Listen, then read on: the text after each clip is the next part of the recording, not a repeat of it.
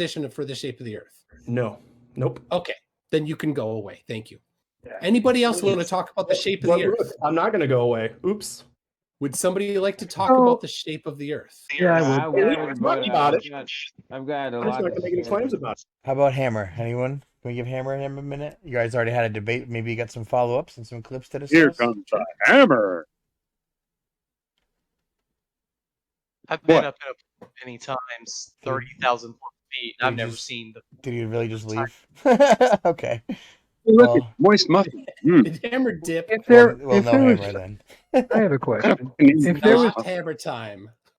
If there was some way that you guys could observe... Hey, how many times did you hammer that sock, bro? Slippery. Okay, I have a question. I have a very simple question. Well, that's fine, but I have a question. That's fine. There he is. But I have a question. He's back. Hey. What's up, dude? All right, let's hear it. So I guess So you make some interesting claims there. First of all, you're talking about flat earthers' standards of evidence. Yeah, the dual standard of evidence. Yeah. So when Globers are talking about no flat earther has ever done celestial navigation, that's not the same thing. I've never seen any flat earther. I've never seen any. Let's talk about that. I've never seen any flat earther show how celestial navigation is done using just flat Earth. I've never seen it. Well, you just got done haranguing us about how we won't accept anything that's not done by you personally, but then you project that same argument back onto us. No, not at all. Not at all. No. And just the principles of celestial navigation could be talked about without the person having experience on it, is what you're saying? Absolutely, that's fine. Oh, okay. I've never seen anybody. There's a point there for me. Okay. I've never seen anybody actually explain the process of how to do celestial navigation using flat Earth only. Well, Ruhif explains it all the time, and the way that he explains it, he even admits that he does it a non-traditional way, meaning he does it not the way that is traditionally done. Yeah. When you're doing celestial navigation, right?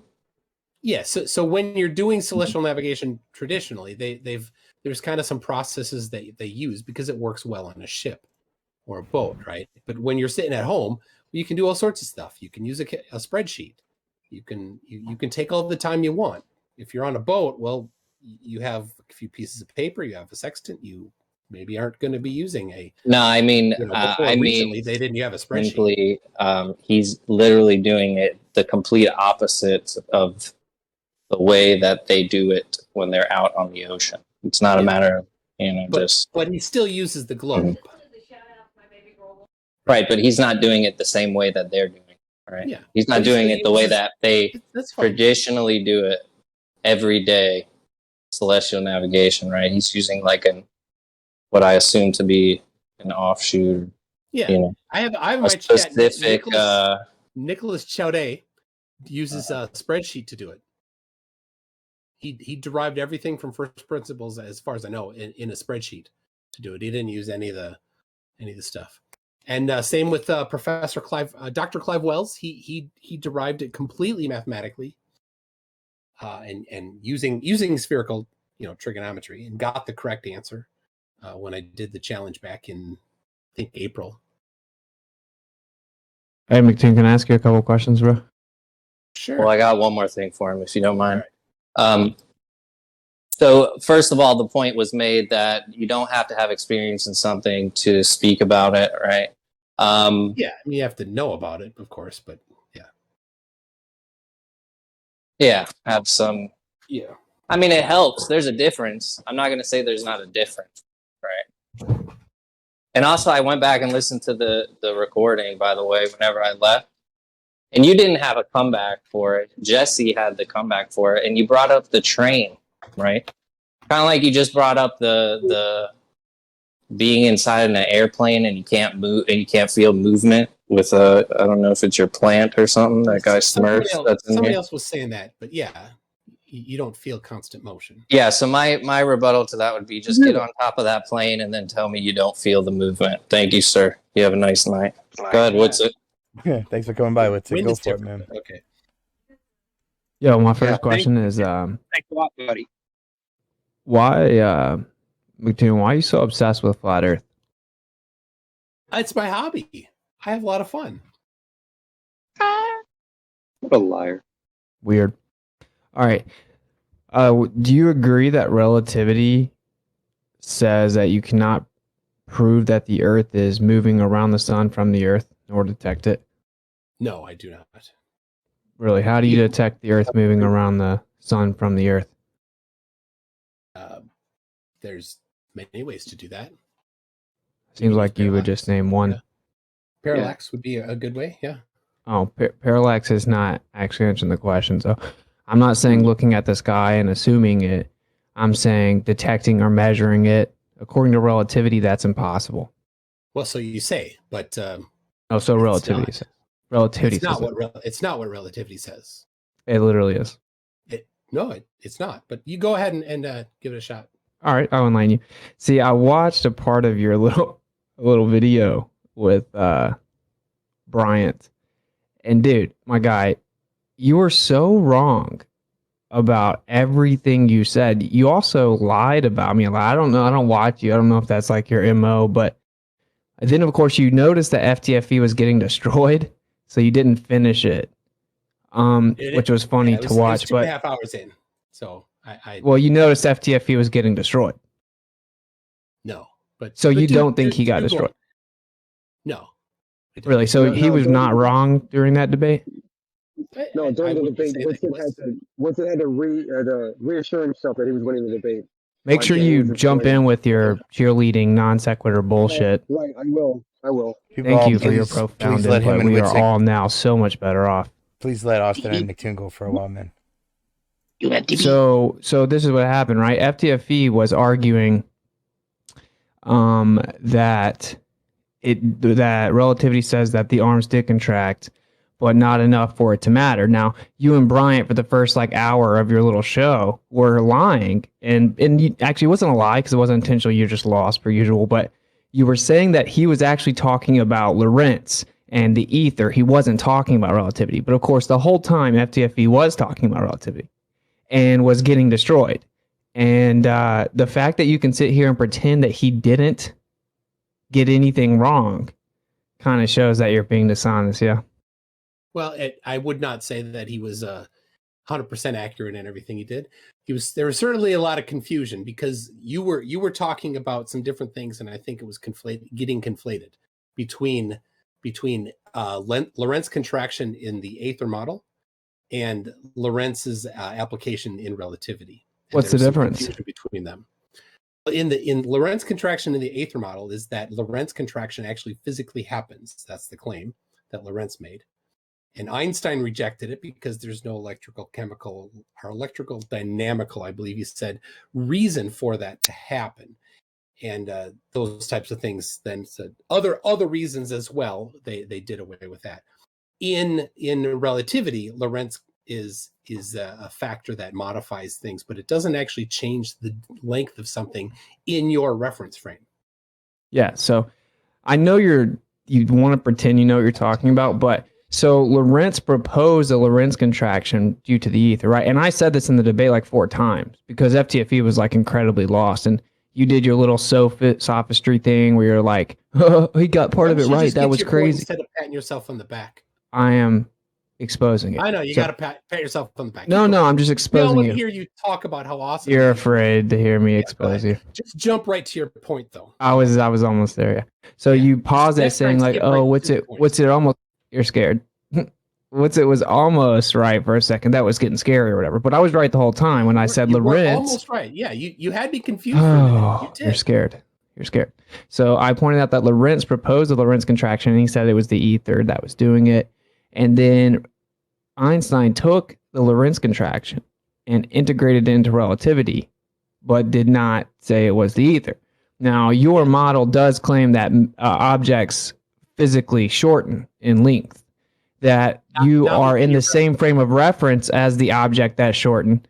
Therefore, all space, including the observer themselves, also shorten. So you are not able to detect or measure it because you're in the same frame that shortened. Yeah, it doesn't shorten from your frame of reference, where in Lorentz's Aether version it does. Again, relativity says that it did physically shrink and shorten, but that since you're in that frame of reference, you also shorten, and so does all the space, so you can't detect it. Yeah, it's outside your reference frame is where you need to be to see it. Yeah, so is light a different reference frame than we are?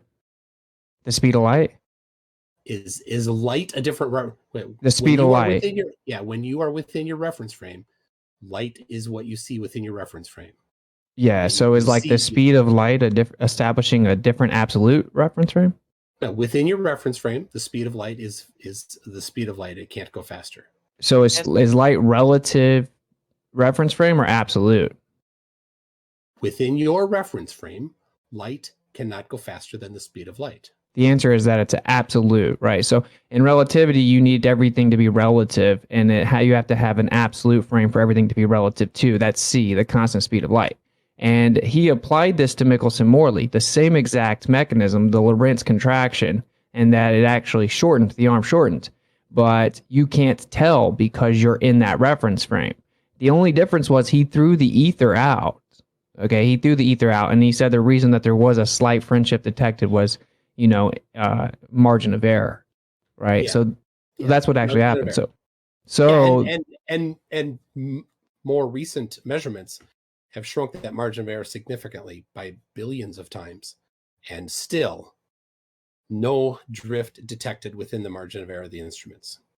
Yeah, that's cool. That's a cool non sequitur to the actual point, right? So the point here is that you're wrong when you claim that relativity does not claim that the arm contracted in Michelson-Morley, because it quite literally does. It just claims that you can't detect it. Yeah, with the caveat of within your reference frame, it does not. Okay, so that's a non sequitur. So when now, of course, Bryant was super lost, and he didn't know this, and I think you started to put together that Bryant was super lost, but you were also lost because relativity does claim that it contracts. It's very well known. In fact, it's disputed. I talked to a physicist not too long ago. He said he doesn't believe in special relativity and the claim that there's a Lorentz contraction, and it's oftentimes disputed in his field, right? But the point is that is the current paradigm. It claims that things contract when in motion. So that means that it's also applied to Michelson-Morley.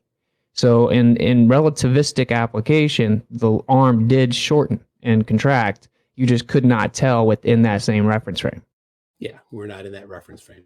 So then, according to relativity, you could never use measurement on the Earth to detect the movement of the Earth around the sun. Duh. No, actually, that's not the case at all, Austin. That's specifically Einstein was talking about only Michelson-Morley. He was not talking about other particular experiments. He was only talking about Michelson-Morley. This is another one of your scripts that you say that is just wrong. So actually what he says is he's given a speech in Japan, right? And he's saying Michelson-Morley is what started him on his pursuit to eventually propose special relativity. And since then, I've come to the conclusion that no optical experiment can detect it. But he has an additional quote. So for one, it's not just Michelson-Morley. It's any optical experiment. He said Michelson-Morley started him, and then since then, he's come to the conclusion that no optical experiment can do it. Right? It just takes a little bit of reading comprehension to know what you said is not true. And then he also has a quote where he says, no terrestrial experiment has been able to detect the motion of the Earth. All results were negative. And prior to relativity, it was difficult to become reconciled with. What's the date? What's the date of that quote, and what paper did he write it in? In he wrote about the theories of special and general theory of relativity. So relativity, special and general theory, like 1916 or something. And I saw you also lie about that and claim that I didn't know where it came from, and that I said it came from 1952 or something. I've literally never said that. But I'll tell you where you got that. I'll tell you where you got that, McToon. You heard me say something about 1950s from Kosho, who claims that's when he found out, Einstein found out that the Machian principle would actually not work. Oh, okay, all right. Well, I'll give you that. So that's, I you were wrong the whole 2 hours. Yeah, but it's really bad. Misremembered. I may let me tell you this, Austin. I may have misremembered when you claimed that to have been written. It was written in part of the paper that he wrote in 1915. I think it was 16 actually. I think he summarized and gave commentary on his two theories in 1916, and it's relativity, special and general theories. But nevertheless, that's not. But the point was that you didn't just like kind of say it. You were like mocking and ridiculing how incredibly ignorant I was and all this stuff, right? But, I've already retracted it. You keep living in the past. Well, it's much more about how you did it, right? But anyway, the point is here that you keep on saying your script that he was just talking about Michelson Morley, and that's not true. All you have to do is read this transcript of the speech, and he's clearly explaining that since then, no optical experiment. But there's another quote you guys love to ignore where he explains terrestrial experiment, the one we're talking about here, and he says that they all have negative results, and that prior to relativity being put forth, it was difficult to become reconciled with these results. So my question for you is, what did relativity do to reconcile those negative results? About the motion of the Earth orbiting the sun? Mm-hmm. I don't know. But definitely the rotation of the Earth is confirmed using the Sagnac effect. So oh well, the Sagnac effect doesn't detect the orbit. So yeah, it's not meant to detect the orbit. So that was a red herring fallacy. Yeah. I mean, the thing is, though, Witsit, you got to remember this. Your position isn't whether or not relativity measured the movement of the orbit of the Earth around the sun, because that doesn't really, whether or not you affect that particular measurement or establishment, right? That doesn't change that you didn't provide any evidence for the shape of the Earth or the movement of the Earth. All that you've done, if all of this works for you, Austin, all you've done is taken away one of many of the different measurements of the orbit of the Earth around the sun. You really didn't accomplish much, even if you did accomplish this. So this is sophistry, where you use fallacious arguments with an intention to deceive, right? Because not at all. No. Austin, it's textbook your sophistry. position, you claim specifically that the Earth is stationary. You've said it. You did not do anything to establish that. Nothing at all. You are specifically focusing on the orbit of the Earth around the sun. So the best you get, Austin, is a globe geocentrist like Robert Sungenis. That's what you're basically arguing for. And while I've been listening to you talk about this, I keep scratching my head. I'm like, is Austin actually a geocentrist? Because Austin, when you posted the Saros cycles, and you talk about Saros cycles and geocentric this and all about it's based on the globe predicted. Yeah, you constantly referenced globe geocentric things, and I'm like, what the heck are you actually a geocentrist in the closet? And you don't want to say it because the other flat earthers wouldn't like it. That was a lot of sophistry. Oh, you're still not done. That's just what I was thinking, Austin. Just so you know. Well, if that's not, I would leave the thinking up to those competent, my guy. So instead of changing the subject, I just want to make it public real quick. I think the flat Earth community would humbly accept Austin Witsit as a geocentrist. Well, there you go. The Earth is open, Austin. The Earth is a stationary topographical plane, right? So the point is, though, I've discovered, right, that to discuss this with the anti-flat earthers, you have to go through the painful process of getting them to even understand their position. And as MC Toon has just now vocalized, he actually doesn't know it. And so it's not really worth me going and arguing with you about the horizon and dissecting your doublespeak and stuff. We have to start from step one. And step one is you guys claim you know for a fact that the Earth moves around the sun. Now, that means you don't understand your belief because relativity says you cannot know it for a fact. And when I asked you, here's the question. Like do you, instead of changing the subject back to your little diversion, do you want me to give you the answer to the question that you don't know? No, I don't. You don't even want to know. No, but you can. I'm sure you will. But let me just you just have a script. Thanks for exposing yourself. Even if you established all these things, that's just one of many ways that we can establish that the Earth orbits the sun. There's many different ways.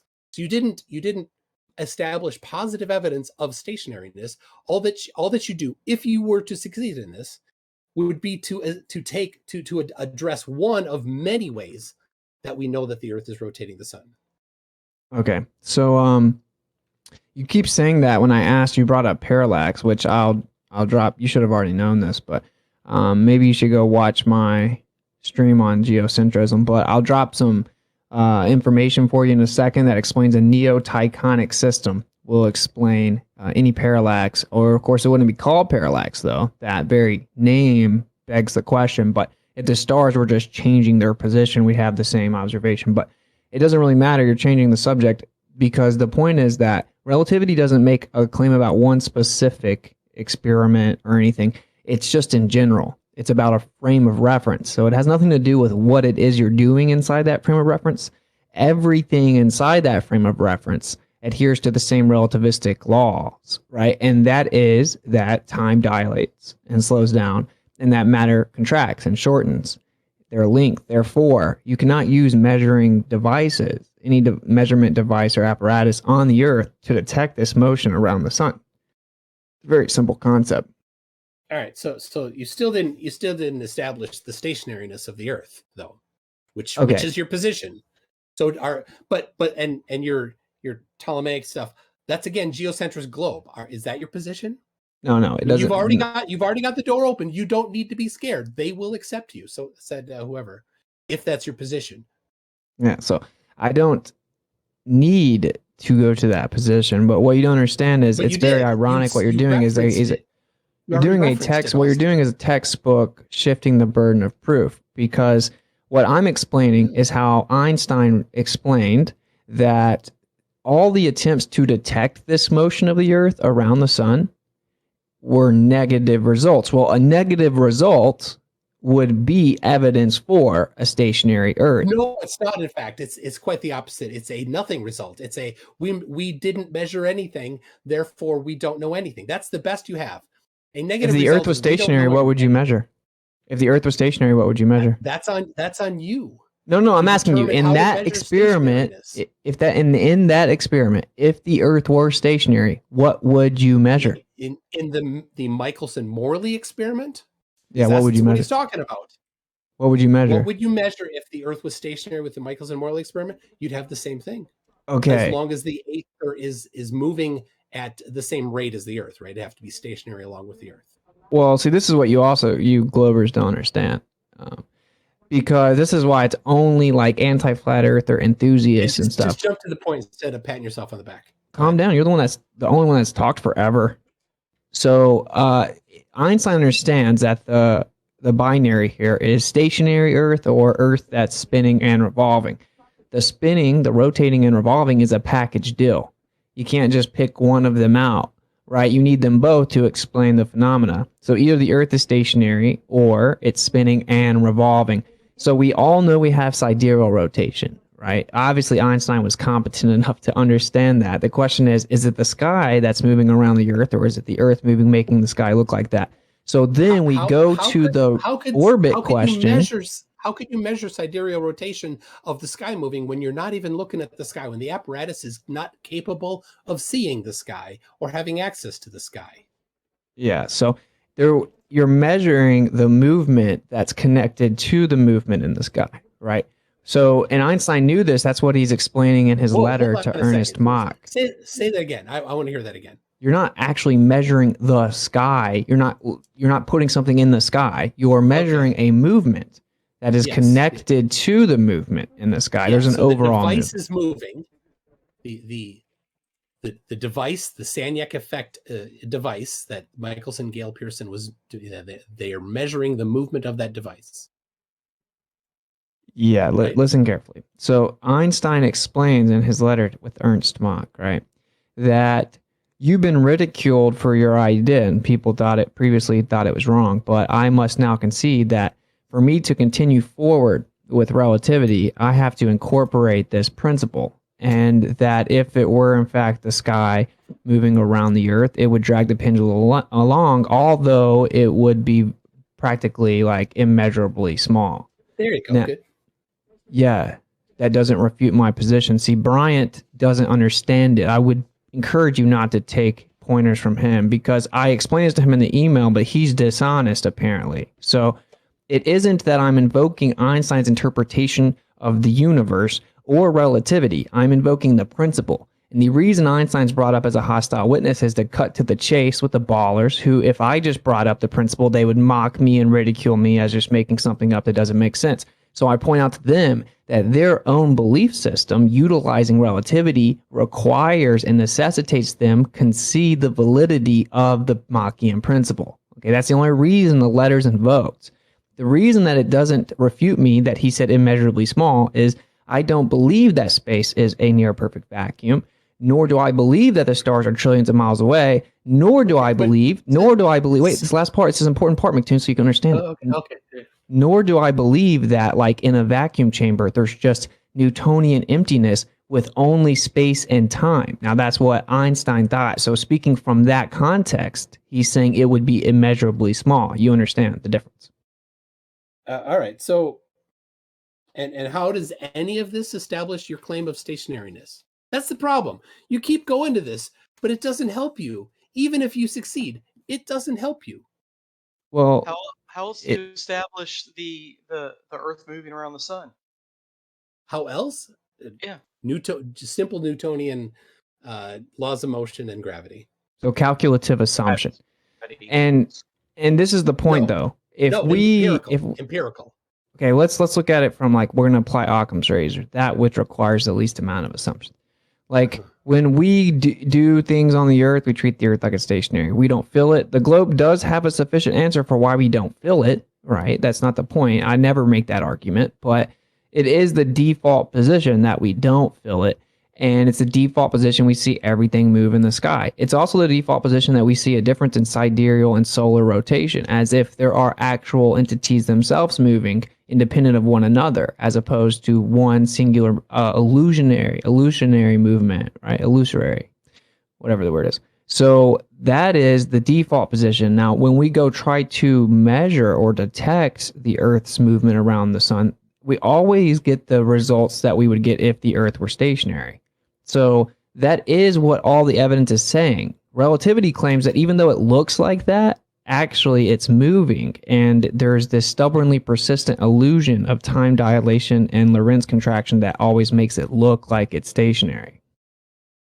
All right. So how did that establish the stationariness? All evidence shows us that it's stationary. Even relativity agrees. Definitely not. Name one piece of evidence that's exclusive to the Earth moving. Yes.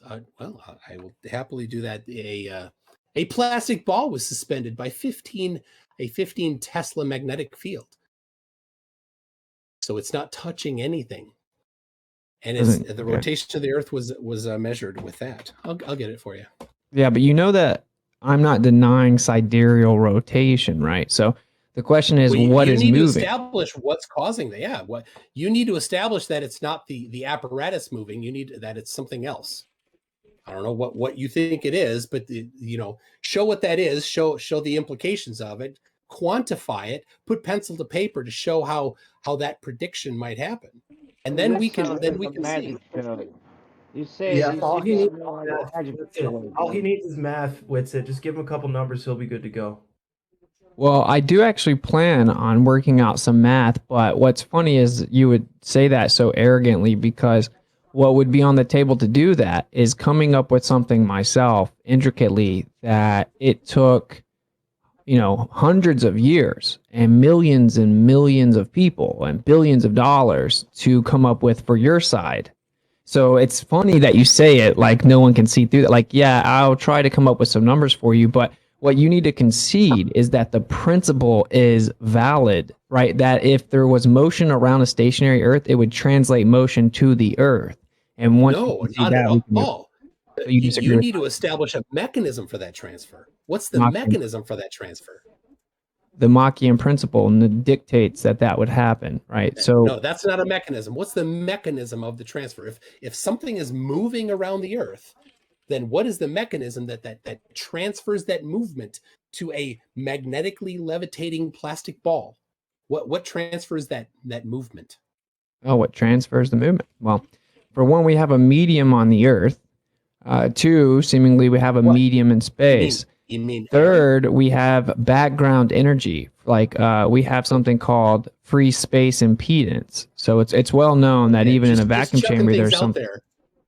Free space impedance is you think that's going to cause something to moving the outside the Earth to cause something inside the Earth to move? Free space impedance doesn't actually do that for you, Austin.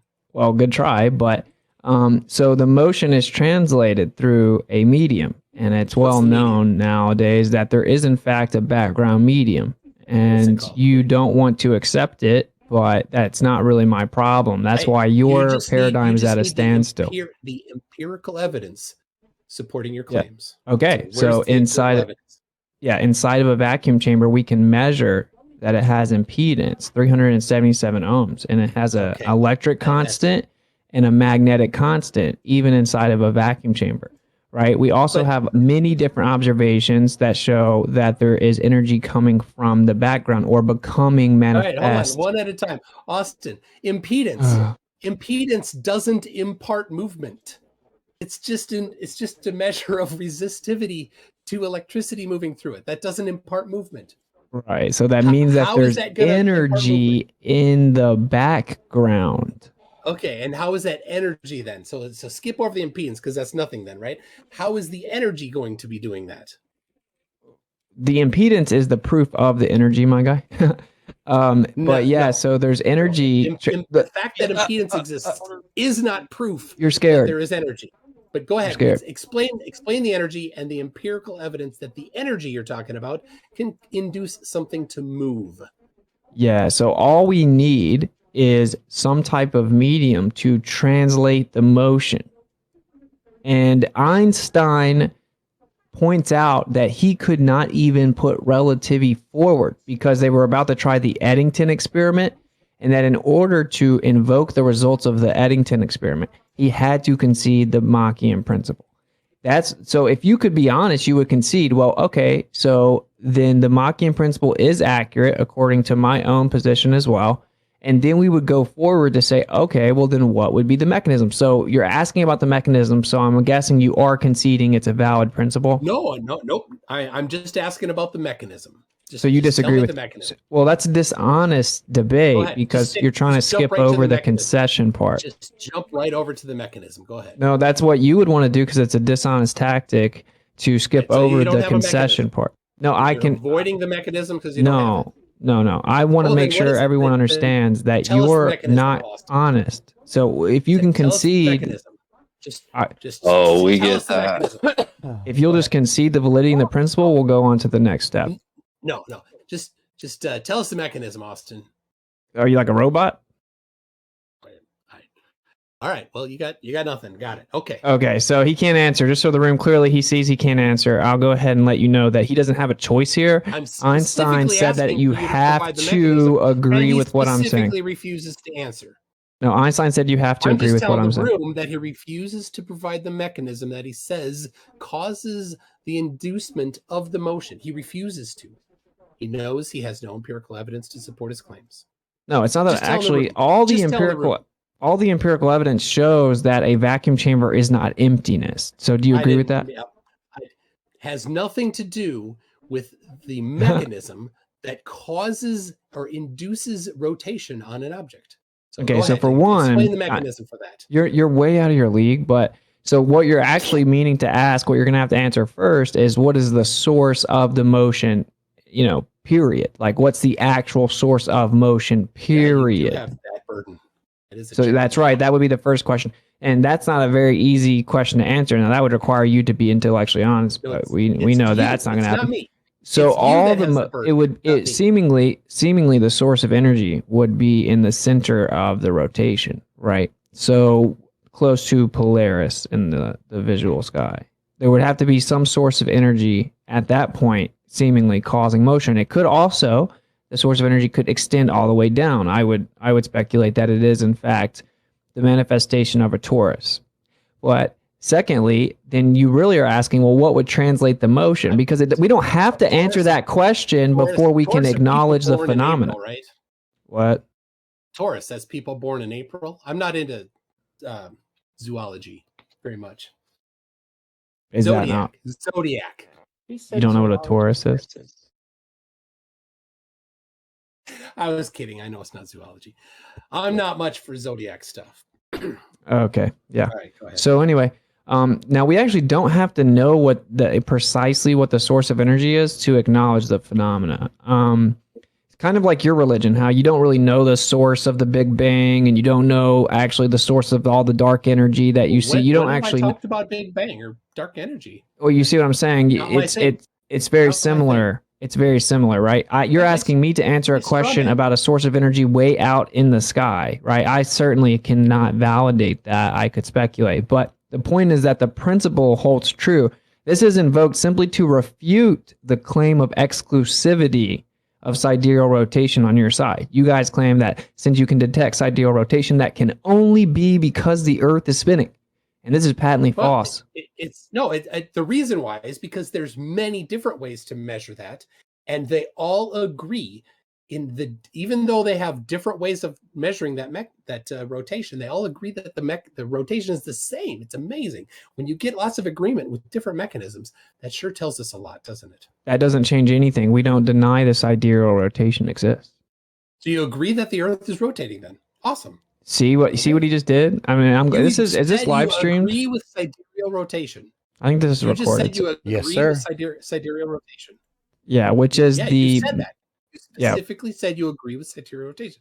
That's the Earth rotating. No, we're not. That's what you interpret it to be. But sidereal rotation is the stars moving in the sky. Yeah, but like we said, if something can't see the stars, how does the stars impact that thing? So once again, establish that. Once again, it's actually detecting the motion that's connected all the way up to the sky. Now, here is a Nobel Prize winning physicist explaining that. How's that motion induced? Okay, so there's a transfer of energy from the background to the material world. It's been observed many times empirically. So do you agree with that? No, you didn't send any empirical measurements of it, so I'm gonna have to see that. Okay, sure. Send them. Yeah. Yeah, that's crazy. You don't know that, so quantum field theory claims, right, which is like the top tier of your paradigm, claims that there's like excitations within fields that comprise all things, right? Okay. And that this becomes materially manifest when in a certain modality, right? So that some people would say like when you hit it hard enough or something, right? So whenever it's excited, then it becomes materially manifest. This is well known. This is why people are proposing new types of gravity, right? Like quantum gravity. Oh yeah, okay. So you didn't establish the mechanism that causes things in the sky to make things not in the sky move. Still waiting for that. Yeah, so there's a source of motion, which is hard to pin down. Of course, it's all the way out in space or sky. I didn't ask about the source. I asked about how the mechanism gets still explaining it. So then everything is moving around, right? And this is translated through a medium, so a more dense medium of the sky, the medium of the earth, and those are additional mediums to the background medium as well, that is the material. All these translate the motion, and then it moves seemingly in the form of a toroid, right, or a torus, and that is detected on the earth. So that's what's then that is, of course, interconnected with the motion observed of sidereal rotation. Okay, you still didn't tell us what that mechanism is that causes the transfer of motion.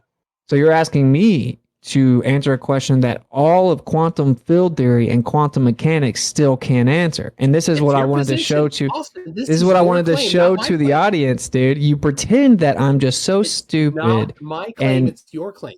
Right, but this is what I'm saying. All the evidence shows what I'm saying is true, and we've yet to, even within your paradigm, one piece of evidence yet. Even within your paradigm, we've yet to fully understand it. Now, you're basically saying if I'm not like Nikola Tesla times 1,000,000, and I can't rewrite all of physics by myself on Discord right now and give you math from the quantum to the cosmological scale to explain all things, even though your entire paradigm still can't do it, then the Earth spins. Think about how dishonest you are. It sounds like you have a position, but you have exactly zero evidence to support your position. No, it's not zero evidence. I just don't have to quantify with specific claims. send the All the evidence. evidence is in my favor because any attempt Of course to. you have to quantify any of your claims. You have the burden of evidence if you make the claim. You're making the claim, therefore you have the burden of evidence. This is from you. You've made a claim of specificity, Austin. You have the burden of evidence to support that claim of specificity. Right. So we have the same evidence, which is that we detect sidereal rotation. No, that's not. It's the mechanism. I'm asking for the mechanism that causes the transfer of motion from the stars to objects that are not the stars and can't even see the stars. Now, here's where we both have to guess our answer effectively. You say that it's the Earth spinning. I'm saying that it's actually the stuff in the sky moving, and there's a medium, there's a background medium that connects all of it. But Austin, it makes perfect sense that something moving can register something moving when you create a device to measure movement. You have not yet established anything that a device designed to measure movement somehow measures, the Movement. sky moving when it's not actually moving. Yeah, so it's why we go all the way back to where I explained that there's something called the Machian principle, which is the translation of motion to the interior of a system. And Einstein explains that this would drag a pendulum around. So that doesn't, frame dragging doesn't help you. It's way too small. So now that's where you revert back to your script, but the whole audience has heard I've already destroyed the way too small part. But you can't actually debate me, right? That's why you need to stick to your straw man Austin for 2 hours on live streams. Pat yourself on the back. I'm still waiting for the mechanism because frame dragging isn't the mechanism that answers your question. You say the that. mechanism that causes it. Well, so if it is frame dragging, then go ahead and show the application.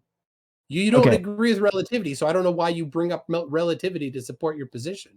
Because I know that you're so dishonest, you wouldn't concede the Machian principle unless I forced you to. So I used a hostile wit.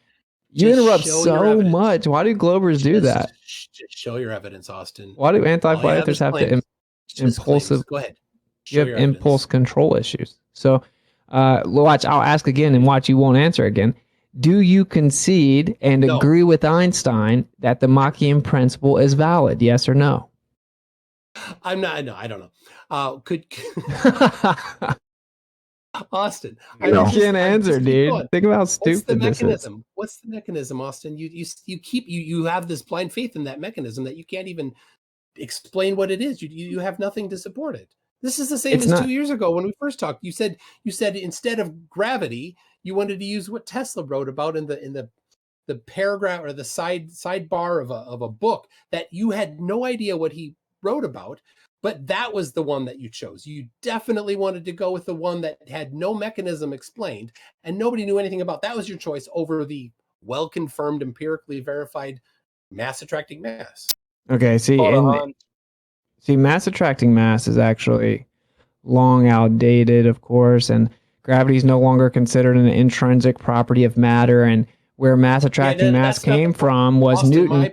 Newton who said that it was God that did it.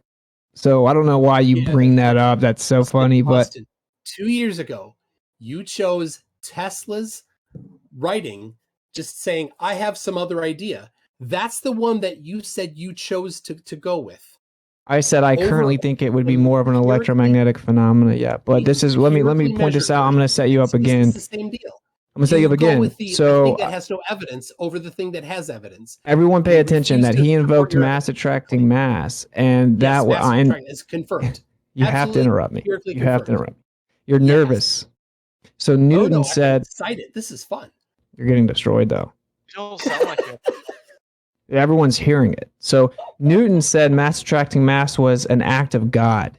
Now you said that Tesla didn't. You said Tesla didn't propose a mechanism, but he did. You're just going to dismiss it as woo-woo. But he said that there was an luminiferous ether, and that there was a life-giving force he referred to as the prana within that. And when this ether was thrown into infinitesimal prodigious worlds of velocity, it manifested as matter. And that this motion within the ether acted as basically an all-encompassing medium that presses down on existence. So he did offer a mechanism. You will just hand-wave dismiss it, but you will then invoke the mass-attracting mass act of God, though. It is definitely woo. But I don't, Newton's particular explanation for how it happened doesn't really matter because you can empirically verify that mass attracts mass. It's easy to do. It's not that hard. And then you can purchase your own. If you don't want to can't believe build you your can own, get through that without coughing or something, dude. You don't actually believe that, do you? No, he does. I know. I've decided he does believe his stuff. 100% mass attracts mass has been confirmed, empirically confirmed. And Austin, your video by Good Times for All actually supports it. Wow. I love that. And you didn't kind of like that one. What are you talking about? That you're just gonna name a YouTube channel like the Good Times for All incoherent video. magnetism? Yes, incoherent magnetism. Yeah. In the end, I loved it. You're laughing because you're nervous because you know you're walking into me knowing something way more than you again. Because Austin, incoherent magnetism says that all matter attracts all matter. Guess what, Austin? That's still the same as mass attracting. Yeah, but here's what you don't get. Here's what you don't get. So that's actually intrinsically electrostatic, and just because there's an attractive force, right? It's inversely proportionate to mass. Now you claim that it's proportionate to mass, so they're directly opposite of one another. But what we verify empirically in by putting something on a spring scale is that it's directly proportional to mass. No, you don't. You can laugh, but it's not. So mass and force are not directly related? Well, it's not that they're not related, right? But it's that your claim of an attractive force is not proportionate to mass. And of course, what you just invited. What's it proportionate to? This is why I decided not to debate you anymore, because you why does the force go up when the mass goes up, Austin? If it's because you impulsively interrupt, and then when I ask you like 5 questions, you refuse to answer them. But then you expect me to answer whatever question you can come up with off the top of your head to divert to, because you're just dishonest. You're not a good debater. Also, you just said clearly, you made this claim that it's inversely proportional to mass, but yet it's really not that difficult for anybody to see that force goes up when mass goes up. And so I'm just waiting for you to support your claim there. Right. So now we need to get into what is weight. And before we get into what is weight, this is why you're doing this, because you're drowning out the other parts, which is you claim that detection of sidereal rotation is exclusive to axial rotation, but it is not. Even Einstein himself says via relativistic application, you would have to concede if the Earth is stationary, you'd have a translation of motion that would drag the pendulum around. So then you would just concede the principle and we move on, but you're afraid to. I asked you, you're changing all the way back to gravity now, right? Because I asked you, how do you prove that the Earth, can you agree that relativity says you can't actually detect the Earth moving around the sun from the Earth? And then I gave you the quote of what he said, and that he said that before relativity was put forth, it was difficult to become reconciled with this result. I asked you, how did relativity reconcile the results? You said you didn't know. You said that matter didn't physically contract, and then you got corrected on that and skated past that. And now you've wanted to scattergun random diversions over here to gravity. I specifically said for contraction that within our reference frame it doesn't, and that was always my position. Does it physically contract overall? Within our reference frame, I will say that it does not. But in reality, it does. It's just our whole reference frame also contracts, right? See, you don't understand it. Oh, I certainly do. No, you don't. You literally don't. All right, come on. Okay, let me explain it to you. So relativity says that the whole reference frame contracts, and that's why you can't detect it. So it's not that it doesn't contract in your reference frame as much as it doesn't contract relative to your reference frame. It doesn't contract relative to your reference frame because the whole reference frame contracts. You understand that, right? Wait, the entire reference frame contracts? Yeah, all of space. From an external reference frame, the entire reference frame contracts. All of space, all observers, all measuring devices contract. Or is it directly proportional to the part that's near mass? This is so funny. You just don't. That's moving at high velocity.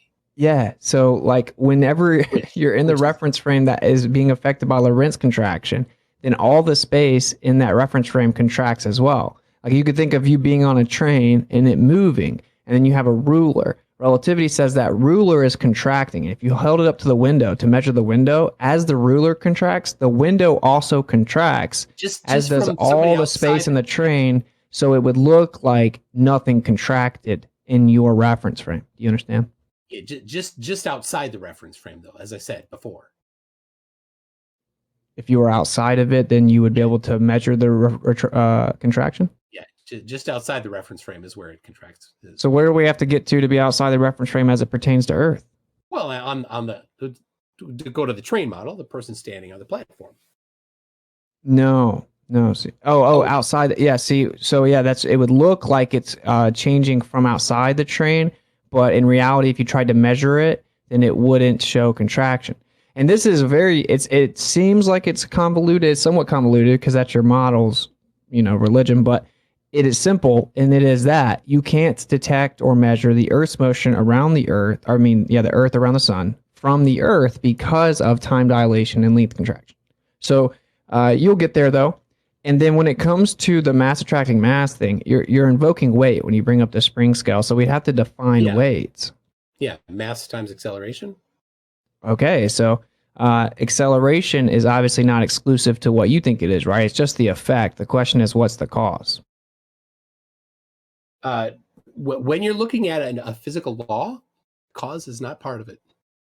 Right, but if you're invoking it as if to support your other claims in your model, then cause becomes a part of it. But no, it absolutely, when you're looking at a physical law, the cause is not important. For example, Snell's law. Do you need to know the cause of the refraction in order to use Snell's law? No. In order to confirm that Snell's law is in fact empirically valid, you just need to measure the refraction. You don't need to know why. So Snell's law actually does have some discrepancies. I'm sure you don't know that, but it's arguably the best of all the options, sure. But this is the point. Weight is actually relative to many variables. And your paradigm claims that these are just additional variables to a force that's presupposed.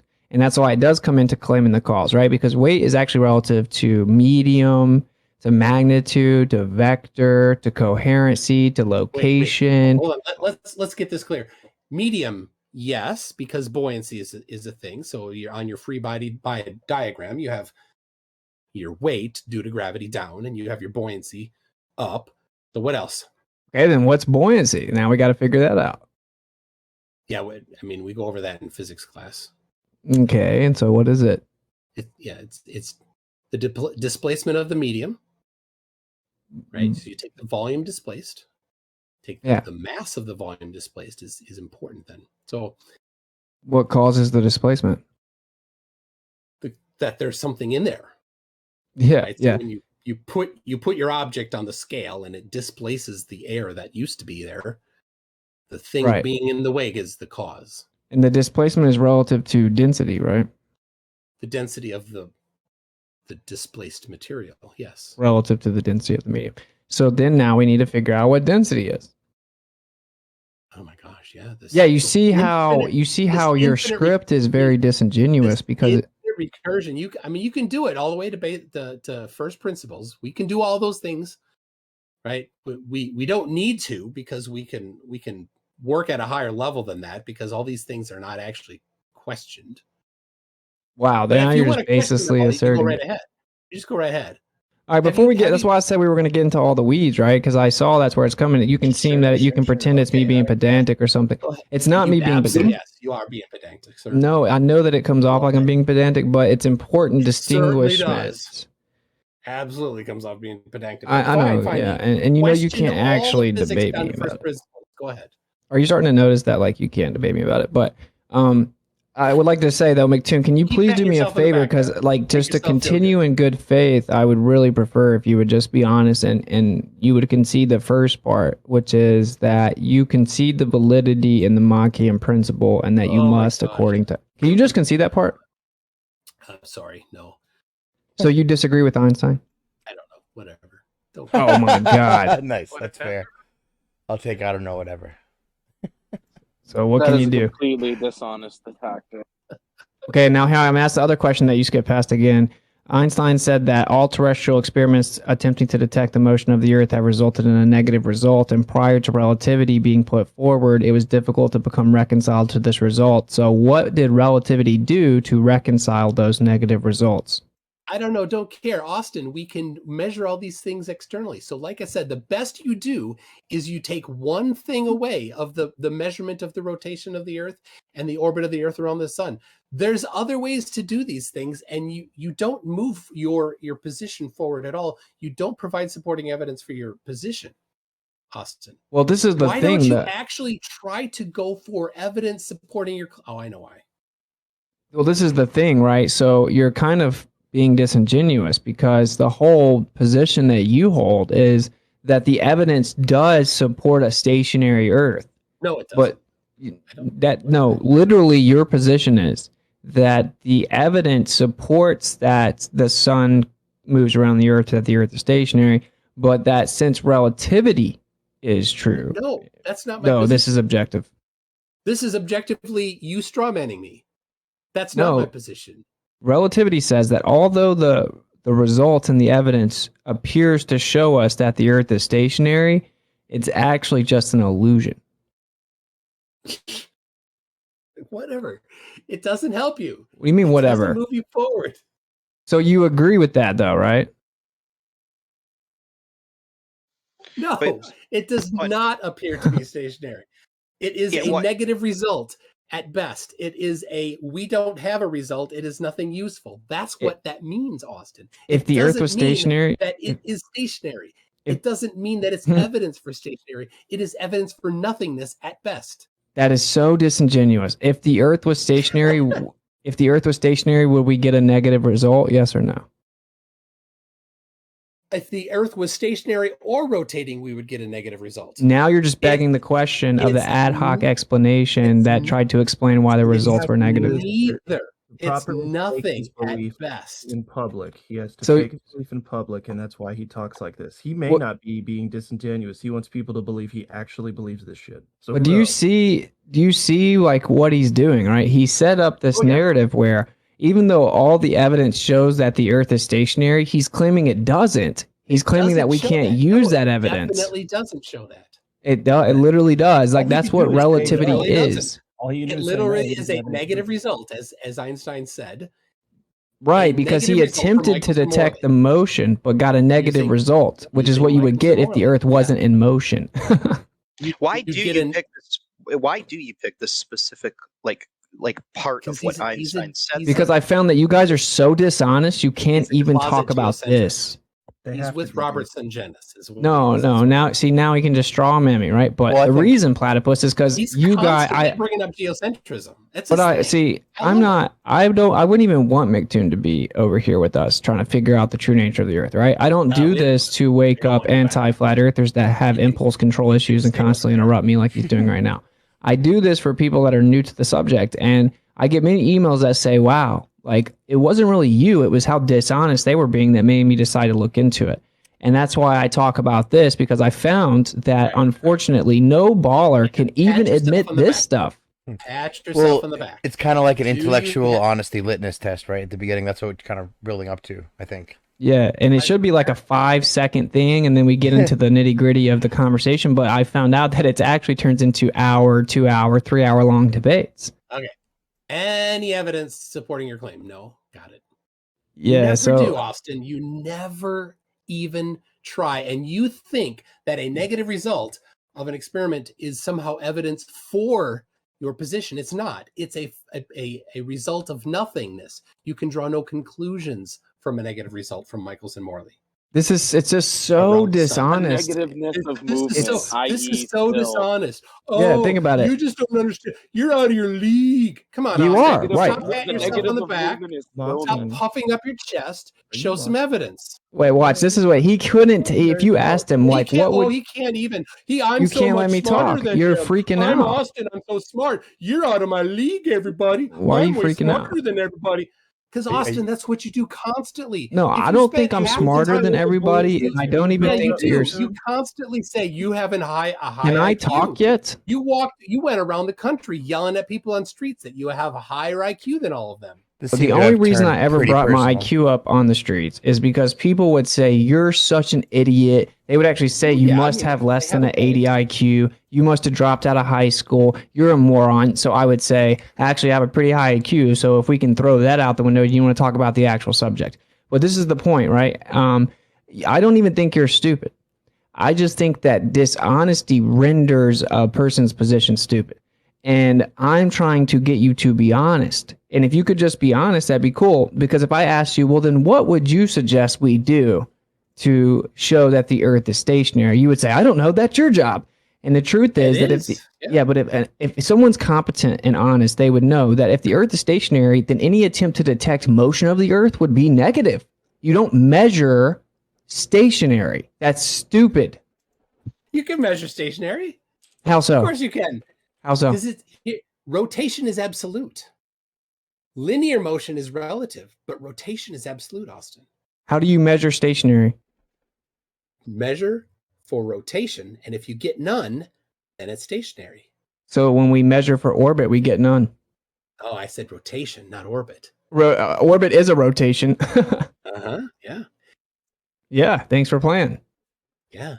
So the reason why the reason why Michelson Morley can't measure it is because it's not designed to do that. It's not capable of doing it. But Michelson Gale can measure orbit as long as you use an external reference frame, because again, linear position is relative. So you need an external reference frame in order to measure the rotation using the Sagnac effect. Michelson Gale Pearson can, as long as you use an external reference frame, like how long it takes for the sun to return to the same point in the sky. Oh, so beg the question. So Michelson Gale Pearson doesn't detect orbit. That's not what it's designed to do, right? It's so not. It measures rotation, yeah, but you can. That's right. Using an optical gyroscope, you can measure the orbit of the Earth by referencing a fixed position like the sun. So this is 38 years after Michelson Morley, and it's entirely irrelevant to what Michelson Morley was trying to do. And yeah, it matches the sidereal rotation prediction within 98% accuracy. And that's because, of course, the 15 degrees per hour isn't exact. It's a convention we use for time, and it actually fluctuates in between that 98 and 100 percentile. But yeah, it matches it. And so the question actually is, and I think you and Bryant have finally tried to come up with an answer for this. So I'll applaud you for that. Most Globers have run away, and I guess it is 2022. But let's see if you can explain to the room and see if they buy it. So if we use interferometry and we could detect the sidereal rotation within 98% accuracy of the prediction, then why can't we use interferometry to detect the orbit? I just explained it. I just specifically said that. Did you miss that? I want you to explain it specifically to the room where everyone can understand it. I want you to say it. He just did. Yeah, so you can use, because the Earth is not tidally locked to the sun. You could if it was tidally locked, but since it's not, we have to use an external reference. So you can say midday to midday, and you can measure the rotation with that as your reference point if you have a fiber optic gyroscope or potentially any other measurement of rotation device, provided it's sufficiently accurate. You could detect orbit that way? Yeah. So you would have to go to the moon? No. You could just use the sun as a reference. Using the sun as a reference is yes. Can you drop the paper where they measured the orbit of the Earth from the Earth, please? Because you're making stuff up. Like I said, you could use a fiber optic gyroscope or any other measurement device, provided it's precise enough. And you could go from sun, middle of the day to middle of the day, over and over and over again, and you can get your position movement from that. Wow. So seeing the difference in the sun shows you that we're moving. You asked me how it could be done within the model of the globe orbiting the sun, and I answered you. Well, that doesn't actually detect it, right? So Michelson Morley was way more advanced than that, right? Like at the time, they were like, wow, the orbit is only just under 20 miles a second, and that's going to be really hard to detect.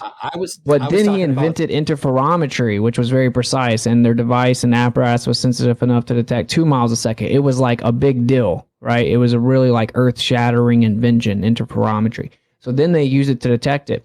Your answer would actually need to be to actually detect it independently without begging the question by just looking at the sun. And even though the sun moves, you assume we're moving. You would need to go to the moon. If you went to the moon, like in Artemis, where you think they're up there about to go to the moon, and I guess 2024, if they would set up a Michelson-Morley experiment on the moon, then they would, in principle, be able to detect the orbit of the Earth.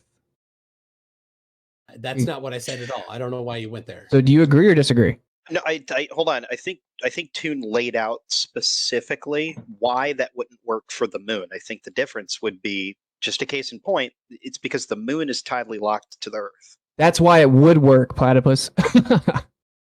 Do I have that backwards? Yeah, yes. yeah. If the Earth were tidally locked to the sun, you wouldn't need to reference that. You could just do a straight measurement. But since the Earth is not tidally locked to the sun, then you need to use the sun as a reference point. Yeah, so the problem with that is that doesn't really help us like detect or measure anything. It's we're just like looking at, we all know the sun moves in the sky. The question is it really stationary relative to us, and it just looks like you have a problem? Specifically asked me how you could do it within the globe model, the globe orbiting the sun model, and I didn't say that.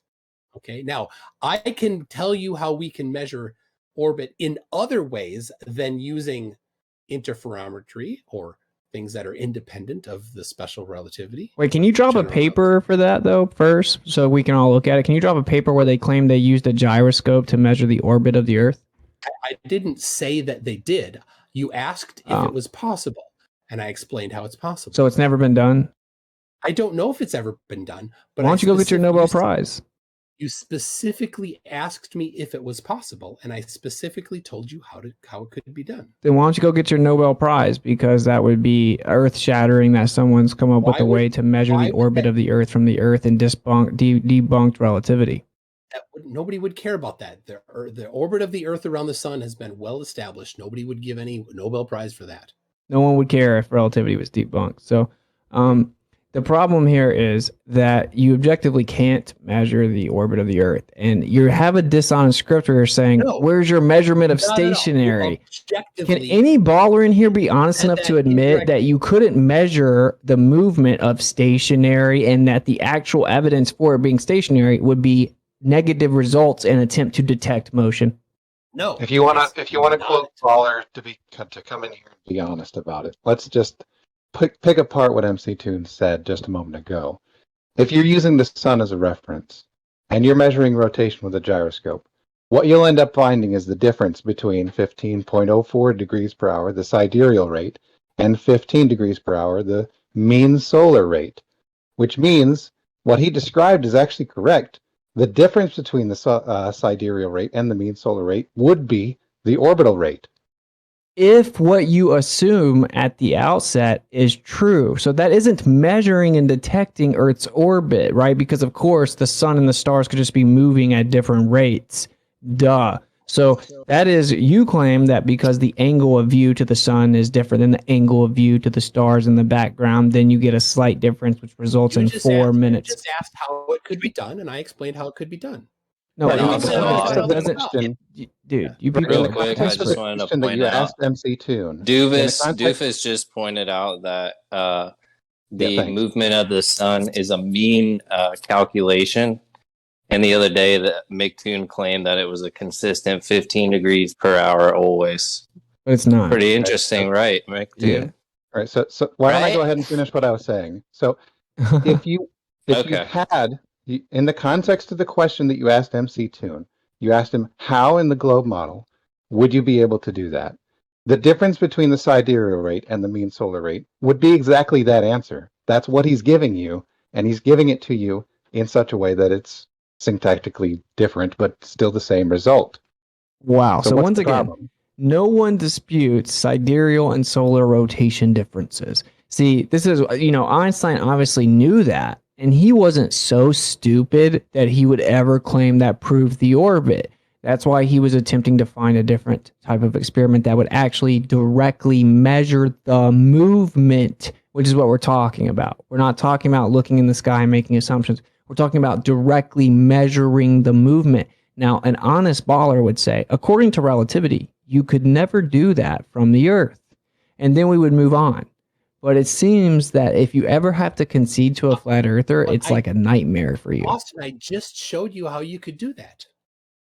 And then he says it again. I just explained how it's possible. It'd be their worst nightmare. That's not a direct measurement of movement of the Earth, though. Why not? Because you're looking at a difference in rotation of the sky and assuming the cause of that difference. It's the same thing with parallax. Within the paradigm of the globe. Well, if we're trying to test the paradigm of the globe. No, Austin, this is all asked within the context of that paradigm. See, let me repeat it. Is you're going into the paradigm, including relativity. When you go relativity, orbit of the Earth around the sun, you are within the paradigm, and you're like, how could you measure that? How could you direct measurement of motion? How is that not a direct measurement? It's not a direct measurement of motion of the Earth. So you move the goalpost, you change the thing to demand the direct measurement, and you've narrowly defined what a direct measurement is. No, I explained this the whole time, which was this is what the whole conversation was about. Einstein was talking about how Michelson-Morley eventually made him come to the realization that you couldn't directly measure the orbit of the Earth around the sun. And so he was trying to come up with an explanation as to why they were all futile pursuits, and they always seemed to point to the Earth not moving around the sun. And then he came up, that's literally what it was. And then he came up with special relativity. So, and what he did was, of course, incorporate the Lorentz contraction. So when I ask you, when Einstein says that all attempts terrestrially to detect the motion of the Earth around the sun, you think Einstein didn't know about sidereal and solar rotation? Of course he knew about that. He's talking about directly measuring it with an experiment on the Earth, and he says there's no experiment, no terrestrial experiment that can measure So Stuart Christmas says my PhD was in high precision interferometry, and this is just painful. We all know that spectroscopy and interferometry needs a container. He's having a go at Dearth there. Well, hyperspecific results of spectroscopy do actually need to be contained and controlled. But anyway, I'm just going to wrap this up. This is the conclusion here. What I'm saying is objective. It's unfortunate that Globers can't just be honest. Is your opinion, but go ahead. No. Einstein says, and watch objective. We know that you're lying. And watch, it's been like 30. No, objectively, you can't answer the question. It's the opposite. When you say objective, it's the opposite. Einstein said no terrestrial experiment can detect the motion of the Earth, and they all have resulted in negative results. And prior to relativity being put forward, it was difficult to become reconciled with these results. What did relativity do to reconcile the negative results? He's just talking about Michelson-Morley. No, he's not. This quote has nothing to do with Michelson-Morley. Sure, okay. So you're conflating the optical experiment and terrestrial experiment quote. Why do you keep doing that? Okay, all right, if you say so. Do I need to drop both of the quotes in the chat? Yeah, go ahead. Include the one that follows that Einstein talked about frame dragging afterwards. One, and not the one where you put the period where a comma is. Look what they're doing. Look what they're doing. So they're conflating it to identifying your deception. Interrupt. Because you lied about his quote and you got caught on it, and you know now that you shouldn't do that. So will that image that you post in the chat, will it include the comma or the period? Well, I should have put 2 periods, and I'll happily put the rest of the quote, because the rest of the quote is more damning for you, because it makes the point even stronger, which is coming from Einstein, who of course believed the Earth was moving around the sun. He said that you can't use an optical experiment to actually detect that.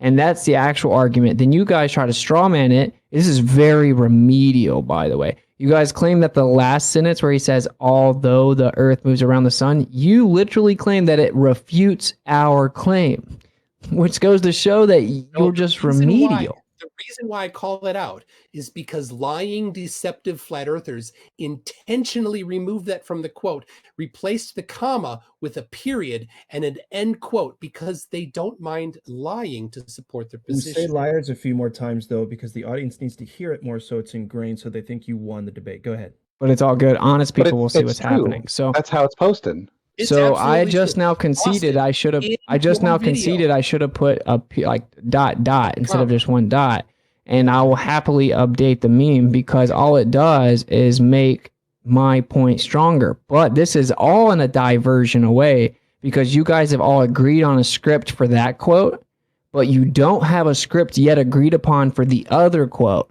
So you always divert to the optical experiment quote because you don't know what to say to the other one. I'm going to say it again, though. He said that all terrestrial experiments attempting to measure the motion of the Earth have resulted in a negative result. Prior to relativity being put forth, it was difficult to become reconciled with these results. This has nothing to do with Michelson-Morley. Has nothing to do with the optical experiment quote. This is a different quote. So the question is, once again, what did relativity do to reconcile those negative results? So we can look it up so we can get the reference, right? Because you're just having a very small port. So what is the context of the quote? You didn't include that. So go ahead, put it in the chat here. I want to see it. The year it was said was also important because, as it was pointed out earlier, Einstein made some later statements about frame dragging, about the Machian principle. Well, you guys have claimed that, but I asked Witsit hasn't Kosho brought for up yet. 3 straight months to provide proof of that, and he never got back to me. So I'm not Kosho. So do you have it? I don't have that at hand because you haven't asked for it. Have you ever read it? Before. What? You actually have seen that? Doofus, have you seen it? I don't know what you're Are specifically. you bringing it up, Doofus? Have you ever read it? You're Can fine, you drop buddy. the citation for us? Dig it up. Come on. Doofus is the one claiming it, right? So the You are the Globers one have talking claimed about that Einstein ended up walking back his letter to Ernest Mach, but they've never provided evidence for it, but they keep saying it. Give us a quote. Teasing that quote out. Do you have it? Put it in the chat. Yeah, I got it. But also, in addition, this is all diversion away because Mach's principle is about rotation, right? So that was a non sequitur. That was called a red herring fallacy, Doofus. And also, why do you keep making up that he walked it back if you don't actually have the evidence of it? Why would you keep repeating? So I thought flat earthers are the ones that just repeat things that they hear from other people and don't actually research it. That's true. Then why do you keep doing it? All right. I'm still waiting. I don't see it. I'm watching. I'm anxiously watching. There it is. Okay. Yeah, I think this might have some typos in it, but it was late. What's the date? I think this is from 1916. To the question, yes. So that was specifically about Michelson-Morley because it was written 10 years before Michelson-Gale Pearson happened. No, that doesn't. No, this isn't even about rotation. So, you guys just don't understand things. Like Austin, 10 years before Michelson-Gale. He could not possibly have been speaking about Michelson-Gale 10 years before it happens. Einstein is pretty good with time and space, but he doesn't have a TARDIS. I get it. That's your like joke that you keep saying, but this isn't about rotation. This quote's not about rotation. So why do you keep bringing up Michelson-Gale Pearson, which is just about rotation? Yeah, okay. Because this is about how Michelson-Gale Pearson could have done it. You keep bringing up Michelson-Gale Pearson. This is talking about the orbit around the sun. Yeah, using specifically only one thing he was talking about, Michelson-Gale. That's all he was talking about, Austin. First of all, he wasn't talking. Was only talking about Michelson-Morley. That's it. Wait, you misspoke. You said Michelson-Gale, but yeah. So it wasn't though. So have you ever actually read this quote? I have, Austin. Really? I have. Let me drop for the whole audience. You can see there are 2 different quotes, and the Globers have all came up with a script for the first quote, but they can't rebut this one. They don't know what to say. Actually, it looks like somebody has tagged me and already has a direct response to that they gave to you before. Remember J-Ace, right? This is also about rotation, so it's not actually a rebuttal to what we're talking about. Once again, Doofus, maybe you should just go on mute, because every time you come off mute, you embarrass yourself. So why don't we go ahead and read it out loud to see if it's actually what you say it is? Okay, so this is about rotation, and it's non sequitur. Now we'll read it and see if my accusation was correct. It's right here. I've posted this a million times about this Mach's principle silliness. Oh, Mach's principle about rotation. So we were actually talking about the orbit that you guys are terrified of admitting that Einstein said no terrestrial experiment can detect the orbit of the Earth around the sun, and that all the results were negative. Prior to relativity being put forth, it was difficult to become reconciled to these negative results. which means relativity helps reconcile the negative results, which means we need to now answer the question, what did relativity do to reconcile those negative results? No, You didn't actually want to read the thing that he because it's a diversion. You guys are desperately trying to divert and obfuscate. Wait, hold on. It's not really a diversion if we're talking about. This is not a quote. What's it? That Einstein thing that you're putting up doesn't speak at all about whether or not it's possible or impossible to detect it. He's just talking about how it wasn't. What's the word I'm looking for? Done at that time. Right. Don't infer that he's saying it's impossible to do it, because that's what you just said. You said not only hadn't it been, but that it was impossible to do it. And he's that would be that would be a really good illusory rebuttal if you didn't know I was setting everyone up already. But I'll explain. I'll go ahead and show my cards to you, Platypus. So the reason that I say impossible is because when he says that it's reconciled, relativity made particular claims as to what reconciles the negative results. If you guys knew what that was, then you would know why I used the word impossible. No, nay, my friend. If you're going to jump in, Michelson Morley. You'll never address it. And if you're going to clarify that he's not talking about rotation in this quote, then I'm going to clarify and say he's not talking about anything that relativity actually says in that quote. He says that he only mentions relativity in that quote in the context of talking about things that happened before relativity. No, He's duh. still not talking about anything that can or cannot be proven with or without relativity. Okay, you're lost, but now see if you can answer it, Platypus. What did relativity do to reconcile the negative results? I do not have a strong enough understanding of general relativity to really answer any questions about it. Okay, well, if you did understand it, then you would understand your question is actually, your critique is not a very valid critique. Right. Okay. Why would you interject so vehemently then if you weren't actually sure about what you were saying? I was talking specifically about the quote and what he was saying the quote said, which he said something that the quote did not say. I was just pointing out a point of clarification. All right. So for reference, I want to say the very next paragraph, he specifically details Michelson Morley. Right. This was written 10 years before Michelson Gale Pearson. Yeah, drop the full source. So there's drop the full source. It's his paper from 1915. Yeah, drop it. So because you're pretending this quote is just about Michelson Morley, which goes to show that either you A, don't understand it, or B, you're being dishonest. So now the audience is going to get to see it if you'll just even take screenshots of the book you got. Hold on, why isn't there a third option? Those are the only it's options. About Michelson Morley. It's not, though.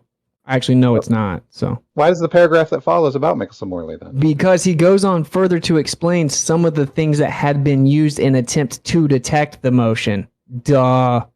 So he explains right here. Let's read the quote again. To the question whether or not the motion of the Earth in space can be made perceptible in terrestrial experiments, we have already remarked that all attempts of this nature, Yeah, written in MC Toon says this is only talking about Michelson Morley, but Einstein says all attempts of he's this not nature. Speaking of attempts in the future. Yeah, he's not speaking of all attempts of these all attempts. It doesn't matter because you're bringing up Michelson Gale Pearson, which isn't about the orbit, fifth time. So it says all attempts of this nature led to a negative result. Before the theory of relativity was put forward, it was difficult to become reconciled to this negative result. So once again, what did relativity put forward that reconciled the negative result? Yeah, coming up with better experiments. Like relativity put forward coming up with better experiments? Yeah, you asked the question and I answered it. That isn't an answer. In the future. It absolutely is. The way that relativity reconciled negative results when he said this quote was something happening in the future. Better experiment. Yes, a better experiment. Oh my God. So he says... You don't think better experiments are possible? No, I think that's completely not an answer to the question. So why not? They did better experiments in the future. All right, he didn't know the future. He didn't time travel. Doofus, if you If you're keep being an interested, I mentioned apologist it for about- him, you're going to keep making yourself look ignorant. If you're interested, I did actually mention this about, 45 minutes ago. I said an orbit is free fall. That's what's causing the results that he got. That you wouldn't expect to see that kind of result in one direction in one part of the orbit and in another direction in another part of the orbit, because in both parts of the orbit, you're in free fall. Okay, so what you're now saying is that you wouldn't be able to detect the orbit. They're Not- all over the place, aren't they? This is hilarious, and they're arrogant. So using Let's be very specifically clear about what I Michelson Morley. actually said. Let's Make be sure you very change clear the about what I subject, actually Doofus. said. As a baller, Let's I be have to very disagree clear with about that what I free fall. actually said. Let's be It's not very just free clear fall. about There's what I also forward actually All right, said. Doofus. Nobody wants to hear you repeat 7 times. You guys want to cut me off so I can't actually clarify what I actually said. Now, what I actually said was you wouldn't be able to detect some sort of a difference on different parts of the orbits given the mechanism or the experiment that was set up, Michelson-Morley. That isn't set up to do that kind of test. Now, if we want to have a test that directly measures something, the best we've got is directly measuring rotation and then using a reference, as MC Toon pointed out earlier, to come up with the orbital motion. So once again, it's a very simple question. I know the answer. If you guys will just concede you don't know, then I'll tell you the answer. I've actually already said it. in No, the con- Austin. How can someone No, concede we've if you gone gave over if it. you got an answer Stop from us? repeating back to the same stupid thing. It's Michelson-Morley that he was talking about. That's all that had happened up until that time that he was referencing. There's other things too, but that's the main one. The very next paragraph in that paper, he talks about Michelson-Morley. He did not talk about Michelson-Gale. It had not happened yet. No So one claimed he nowhere- talked about Michelson-Gale. Why do you keep I repeating know. the straw man I fallacy know. that I claim he's talking about future experiments? You've said I it 5 know. times. You And said all you attempts. asked the question, and the answer to your question. It says all I attempts. feel like you're Doofus. gaslighting us. Experiments. Hey, So dude, it literally says all attempts in the All quote, past, Doofus. yeah, all past, which is in the past to him. Okay, when he I never wrote said it that. wasn't. So he wasn't talking about future things. So I never so said he that- was. So how did he Witsit, rectify he's that? just The answer is gaslighting, dude. He did. I know, but better he's did a better recorded. This is experiment. going out to the internet, and it's recorded on 2 Austin. places. So. I just want to The make sure answer is everybody knows they this fool is just they gaslighting designed by better strawmanning experiments. over and over and over Yeah. the same strawman, Well- pretending like he's correcting a position that you never held over. He'll and definitely over and interrupt over. as I begin to expose the straw man. So this is what I've explained very simply. I'm not claiming he's making any type of assessment of future experiments. I'm not claiming he's talking about Michelson-Gale Pearson that hadn't happened yet. This is 9 years before Michelson-Gale Pearson, nor is Michelson-Gale Pearson even relevant to the context of this quote because it's talking about orbit and Michelson-Gale Pearson detects rotation. So back to the primary point here, which is even now you keep saying it's only Michelson-Morley. Then you said, oh, well, there's other things too, but it's primarily Michelson-Morley. But it doesn't matter. Even if it was just Michelson-Morley, which it clearly isn't because it says all attempts of this nature, the question still remains, what did relativity do to reconcile the results of Michelson-Morley? Better experiments. That isn't the answer. Oh, it is. It is So- the answer. You don't like it. I don't care that you don't like it. It hurts you because it contradicts your desperately held position. But I don't care. It Wow, doesn't this is matter. crazy. That's the answer. So That's it- the answer. That Austin. isn't the answer because It he had certainly not is. done better experiments yet. Just like you said, he's not a time traveler. So he Yeah. wouldn't be claiming that relativity reconciled something by something that happens in the future. That's ridiculous. Yeah. He's obviously saying that relativity helped reconcile the negative results they had up to that time. So the question is, well, what does relativity specifically do that helps fix that problem of negative results? I don't know. Orbit is a Go free ahead, fall. Austin. Say it. Go ahead. Whatever it is you think you have. Wait, say that I don't know part again. Did you say I don't know? So whatever it is you think you have, say it. Did you say you didn't know? Whatever it is you think you have, go ahead and say it. You're afraid to say I don't know. It's not a big deal. Like I don't know a lot of things. So anyway, Orbit is a free fall. that's not relativity helped explain that orbit is a free fall. No, orbit is a free fall. So in general relativity, there isn't an expectation where different parts of the orbit will measure something differently in different directions. but there was an expectation prior to relativity that free fall would detect different motion. Right. Prior to relativity, orbit was not perceived as having, well, let's see, let's be more clear on that.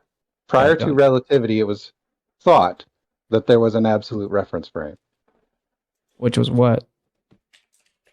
I don't know. Could have been the ether. That's what they presupposed that it could have been.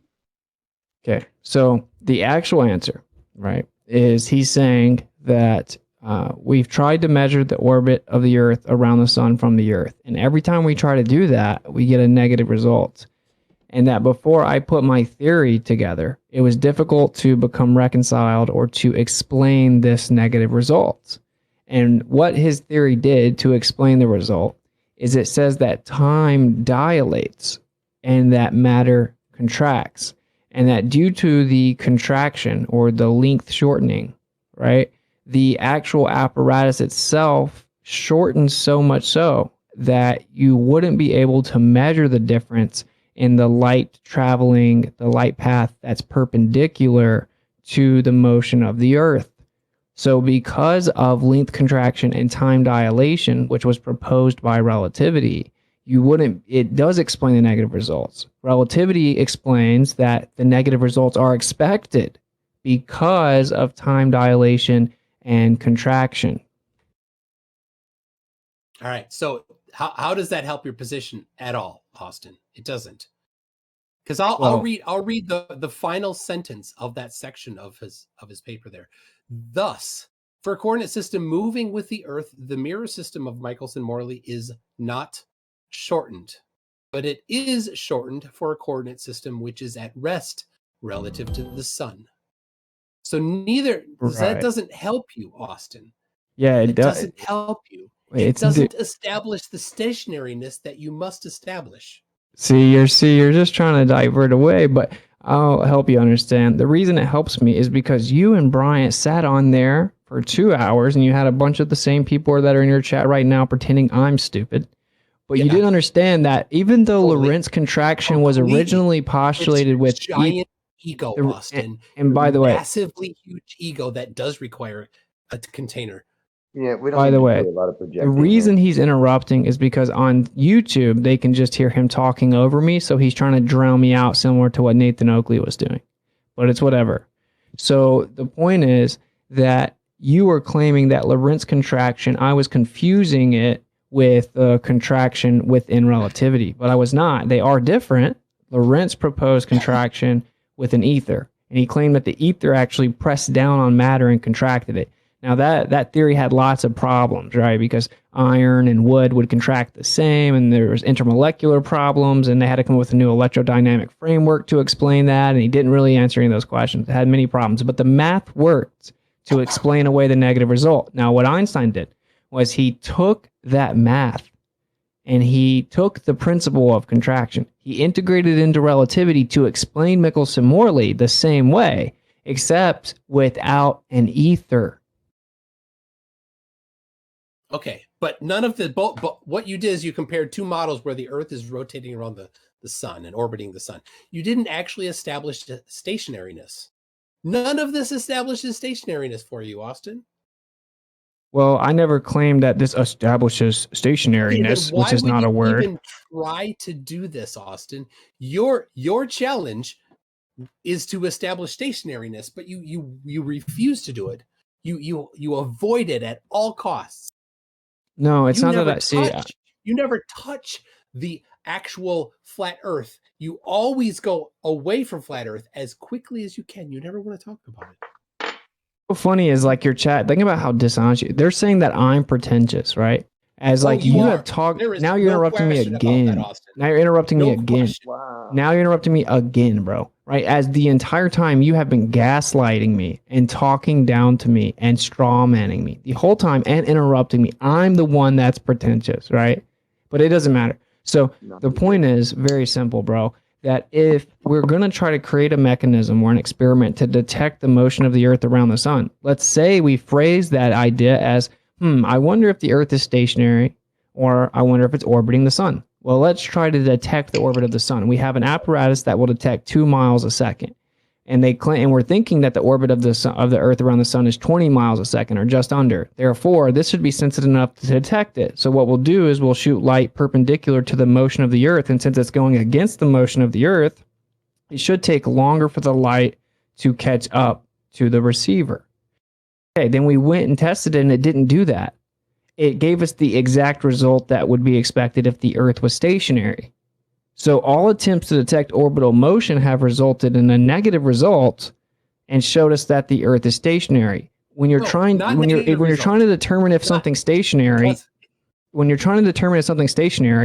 if you're using measurement of motion and you get a negative result, that is what you would get if the Earth is stationary. The globe Earth claims, well, it just looks like it's stationary because time expands and slows down and matter contracts. Now, there's never been proven. It's an ad hoc explanation to keep the orbit. Length contraction cannot be proven. The very theory claims it's impossible to prove it because the entire frame of reference contracts, so you could never measure and prove it contracted. So it's an ad hoc, unfalsifiable claim to explain away the results that actually show the Earth was measured to be stationary. I tell you what, Austin, I will allow you to never bring that up again and instead reference measurements of stationariness. How about that? This is a measurement of stationariness. No, it's not. As long as you call it stationary, is it moving? Is it moving? Yes or no? Oh, we don't know. It gave us results that we can't make a conclusion from. Wait, how is this not a measurement of stationariness if it gave us a negative result trying to detect motion? The word null is different than the word negative. Use the word null instead. Really? So, Doofus, how would you measure, quote unquote, stationariness? Right. If the experiment is not designed to measure the rotation of the Earth, and it doesn't measure the rotation of the Earth, that doesn't mean the Earth is not rotating. That just means that you don't have a result that tells you whether it does or does not rotate. Oh, you can't answer. Hey, Doofus, how would you, quote unquote, measure? Answer. No, you can't answer. I cannot answer when I gave you an answer. No, you didn't answer. That was called a red herring fallacy, where it has the illusion of answering the question.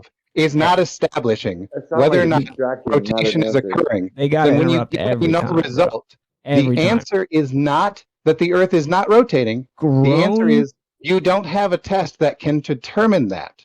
Grown men on the internet obsessed with flat Earth orbit, and they have to tag up and interrupt the stupid flat earther. It wasn't a test of stationariness. You need to devise a test of stationariness. That was a test of moving through the ether. Okay, now the no result was there's no ether. That was the result. Stationariness if nothing's moving. You got to be on a separate reference frame. Well, if you're not a relative, if you're not for the theory of relativity, then that's not applicable to you at all, is it? He can't answer either, right? And so just so if anyone doesn't know this, it's every time. It's every single time I'm talking. If everyone doesn't know this, now it's Doofus's turn to interrupt. Dude, this place is worse than Gale Pandas. Because you guys just get to interrupt the whole time. We don't have an answer. Why are you interrupting me? God. So the point is that you can't, the question of how do you measure stationariness is a stupid question. That's a stupid question. It doesn't work for you. I mean, no, you don't measure stationariness. Yes, of course you can. You create a device that's designed to measure rotation. If it comes up with zero rotation, you've measured stationariness. That's how you do it. So you have to be outside the Earth to do it. You don't. You do not use a device used to measure whether or not aether exists to measure orbit. It doesn't tell you that. If in fact, if you tested whether or not some material had a sweet taste to it, if that was your instrument, if you could measure sweetness, and you used that to test whether or not salt was sweet. So again, it's the wrong test. It's the wrong instrument, Austin. The actual test was to detect the motion of the Earth through the ether. It wasn't trying to measure ether. It was trying to measure the motion through a presupposed ether with the presupposed orbit, but it didn't detect that motion.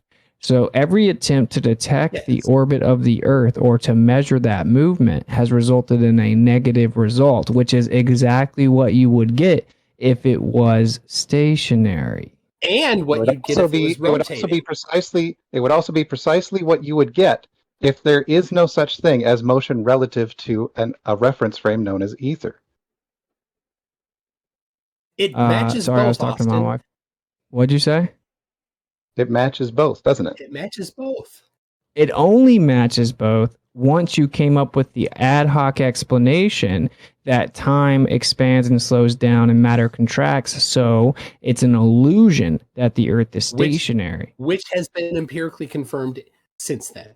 No, it has not, because the very theory itself says you could never actually measure that the length shortened because you're in the same space or reference frame that shortened. Well, Not if people you're have not done in those that same experiments. reference frame. Yeah, they disagree with you, Austin. You can't name what. No, what they'll claim is like, look, this electron, quote unquote, went faster. Therefore, the tunnel must have shrank, but looks like it's the same size. I know way more about this than you do, per usual. So the point is, this is the default position. Kennedy Thorndike, Pound Rebka. You should. Kennedy Thorndike, dude. Kennedy Thorndike failed to measure the contraction. So you're just regurgitating DFE, but he gets destroyed on the regular in my emails as well. So you should find someone else to regurgitate because go read it. Go ahead. Go write up your rebuttal to Kennedy Thorndike. I'm sure the people. I just gave it to you. Have you ever read the paper? Yes. Wait, you're lying. Your rebuttal was that it wasn't detecting anything? He's lying. He never read. Yeah, dude, literally in the paper, they concluded that they didn't detect the shortening. That's the conclusion. So how is that proof of it? Your proof of the keep interrupting. Keep interrupting. Your proof of the length contraction is that you couldn't measure the length contraction. It was measuring time dilation in Kennedy Thorndike. It was trying to measure length contraction, actually. Well, the title is Experimental Establishments of the Relativity of Time. So the title doesn't work very well. Sorry, say again. Maybe you should. I was talking to my wife again. Sorry. Yes. You're boring. What were you saying? Tell her to stop nagging, all right? You mean, sorry, that my wife loves to talk to me and I'm not a grown man that obsess over people I claim are stupid. Kennedy Thorndike, the actual title of the paper, Experimental Establishment of the Relativity of Time. It wasn't actually about length shortening. Okay, so it attempted to, what Kennedy Thorndike did was attempted to measure the length contraction. They were trying to test Lorentz's idea, and they proposed an entire new electrodynamic framework to do this. The title of it is Experimental Establishment of the Relativity of Time. Okay, then how is it proving length contraction? I was giving you several different things where relativity. At the beginning of this, you asked for time dilation and length contraction. No. Now you're settling only for length contraction.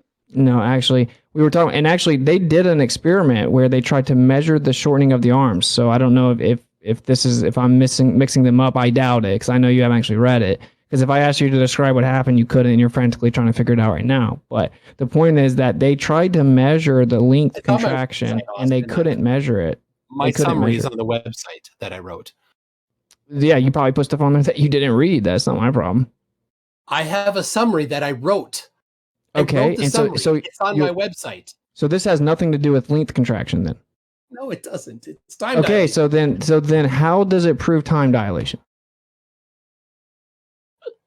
Oh my because God. I just watched DFE say that. I just watched him say it in the chat. I watched him say it in the conversation with you every time. Interrupt me every time. I watched him invoke this exact same thing on your cover of my stream with FTFE. He invoked this as proof of length contraction, dude. And actually, he actually knew what it was, which was that it allegedly debunked Lorentz contraction with the ether, okay? And it's about the arm expected to shorten because one of the arms was a longer length, so they thought they came up with a crafty way to be able to tell if it actually shortened, and they didn't detect it, right? So that's what happened.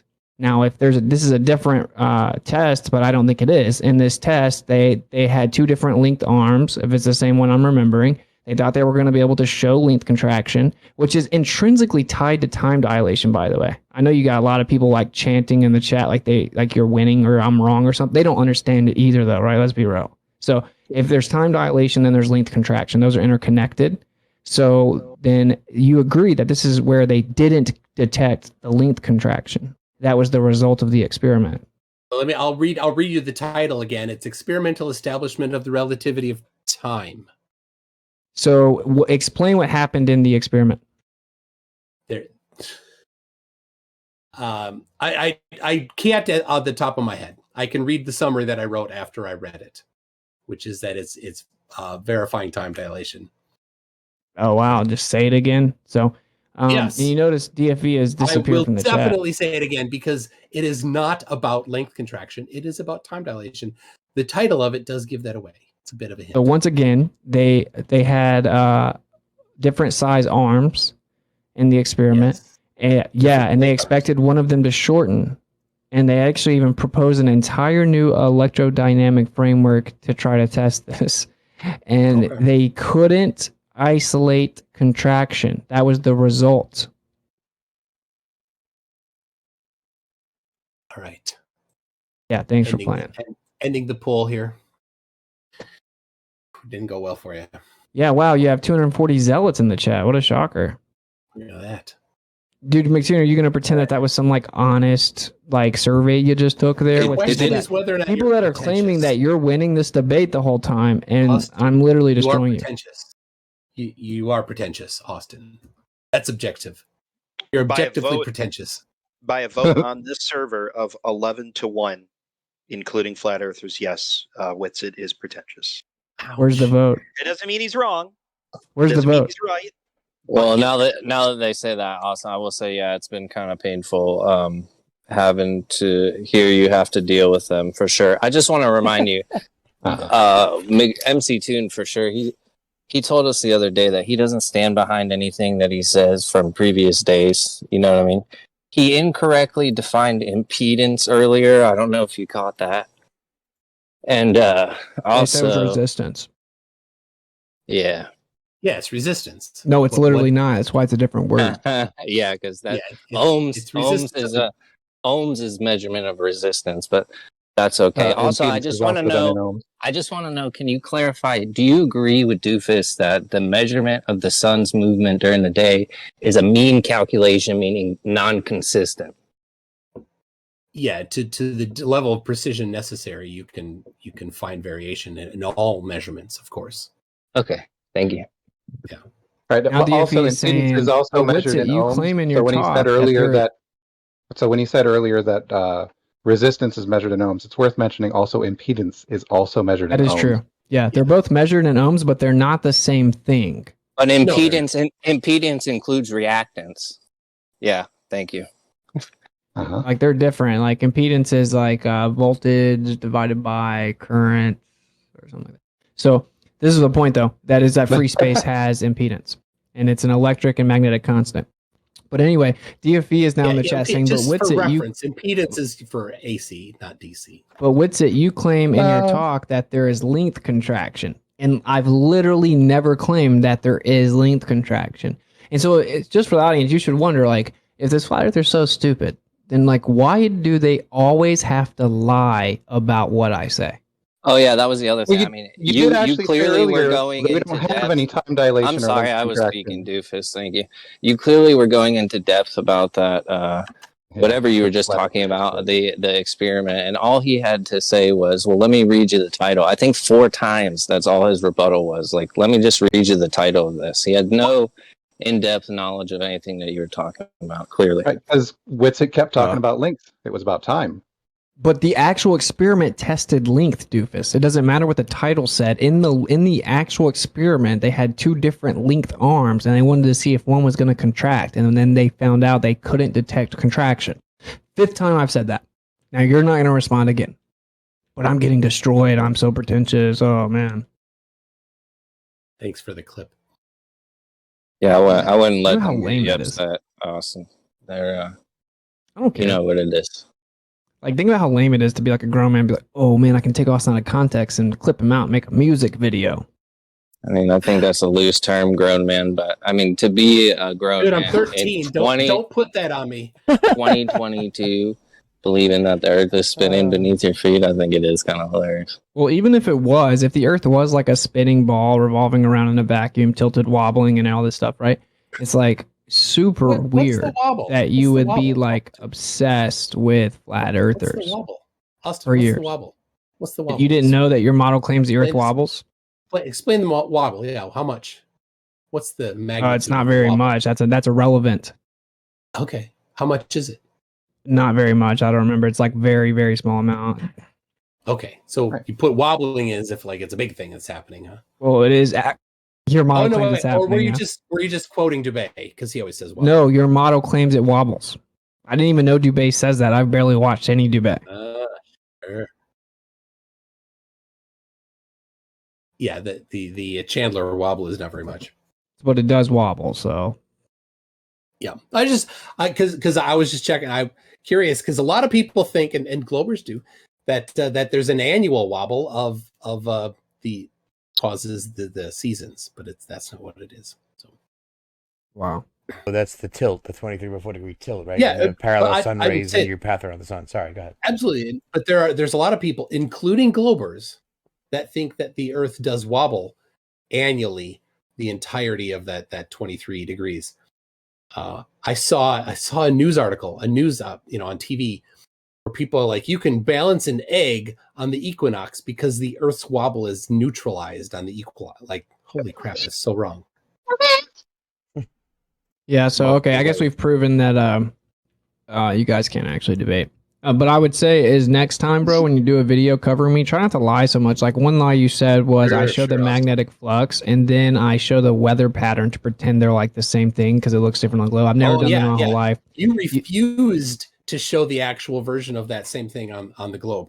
You didn't want it because it. No, it's not that I makes perfect refuse. sense. No, it has nothing to do with refusing. I don't care to show that.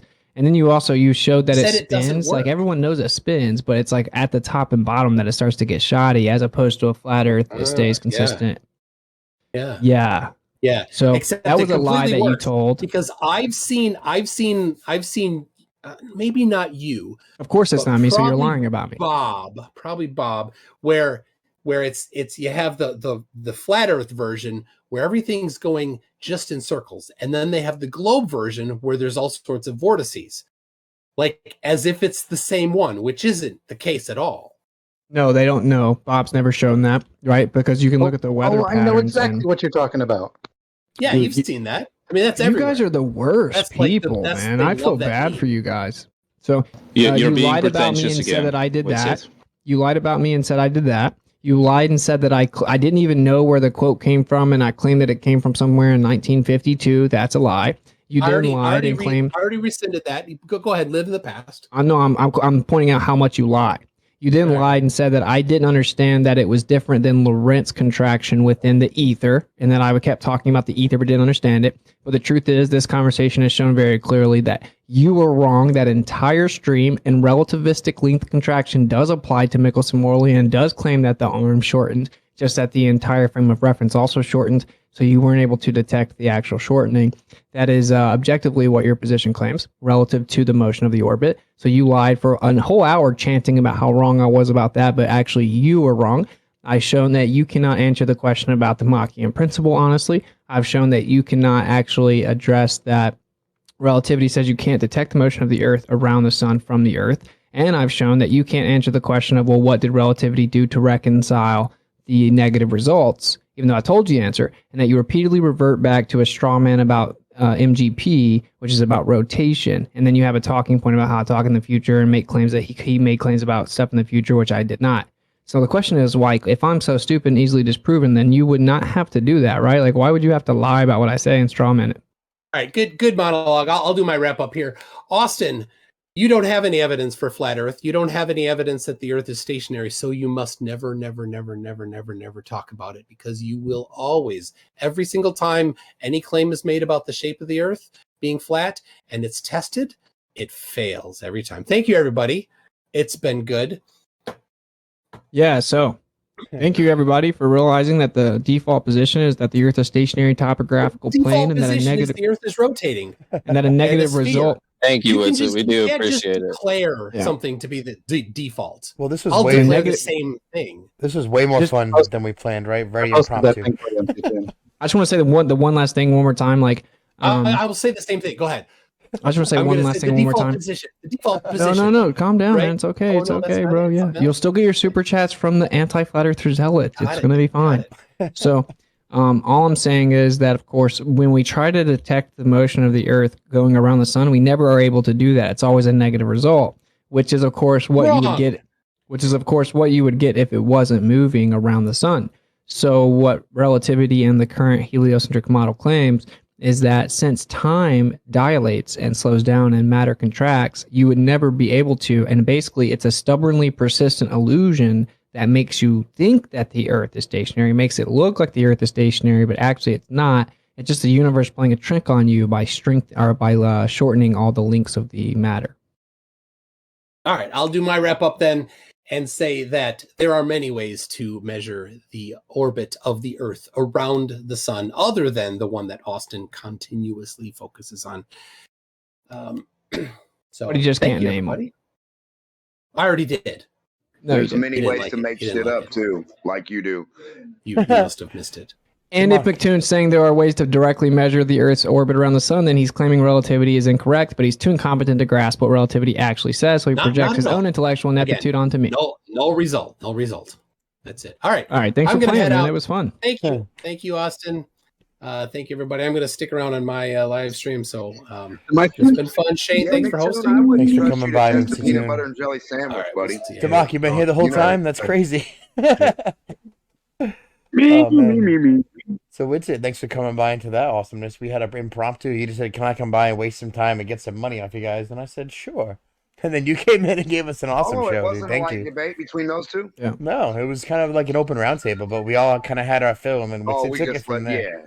That's why I was quiet. I figured everybody else was. So No, I was gonna say I can't believe And you've been earlier here I the whole came in time. when you were doing something, Shane. You were doing the opposite thing. Yeah, I did And like I a came steel in man earlier and debate. said something. I didn't mean to mess you up. Yeah, I defended the I didn't globe notice. so hard you thought it was real, dude. Hey, Exactly. You mean somebody? What?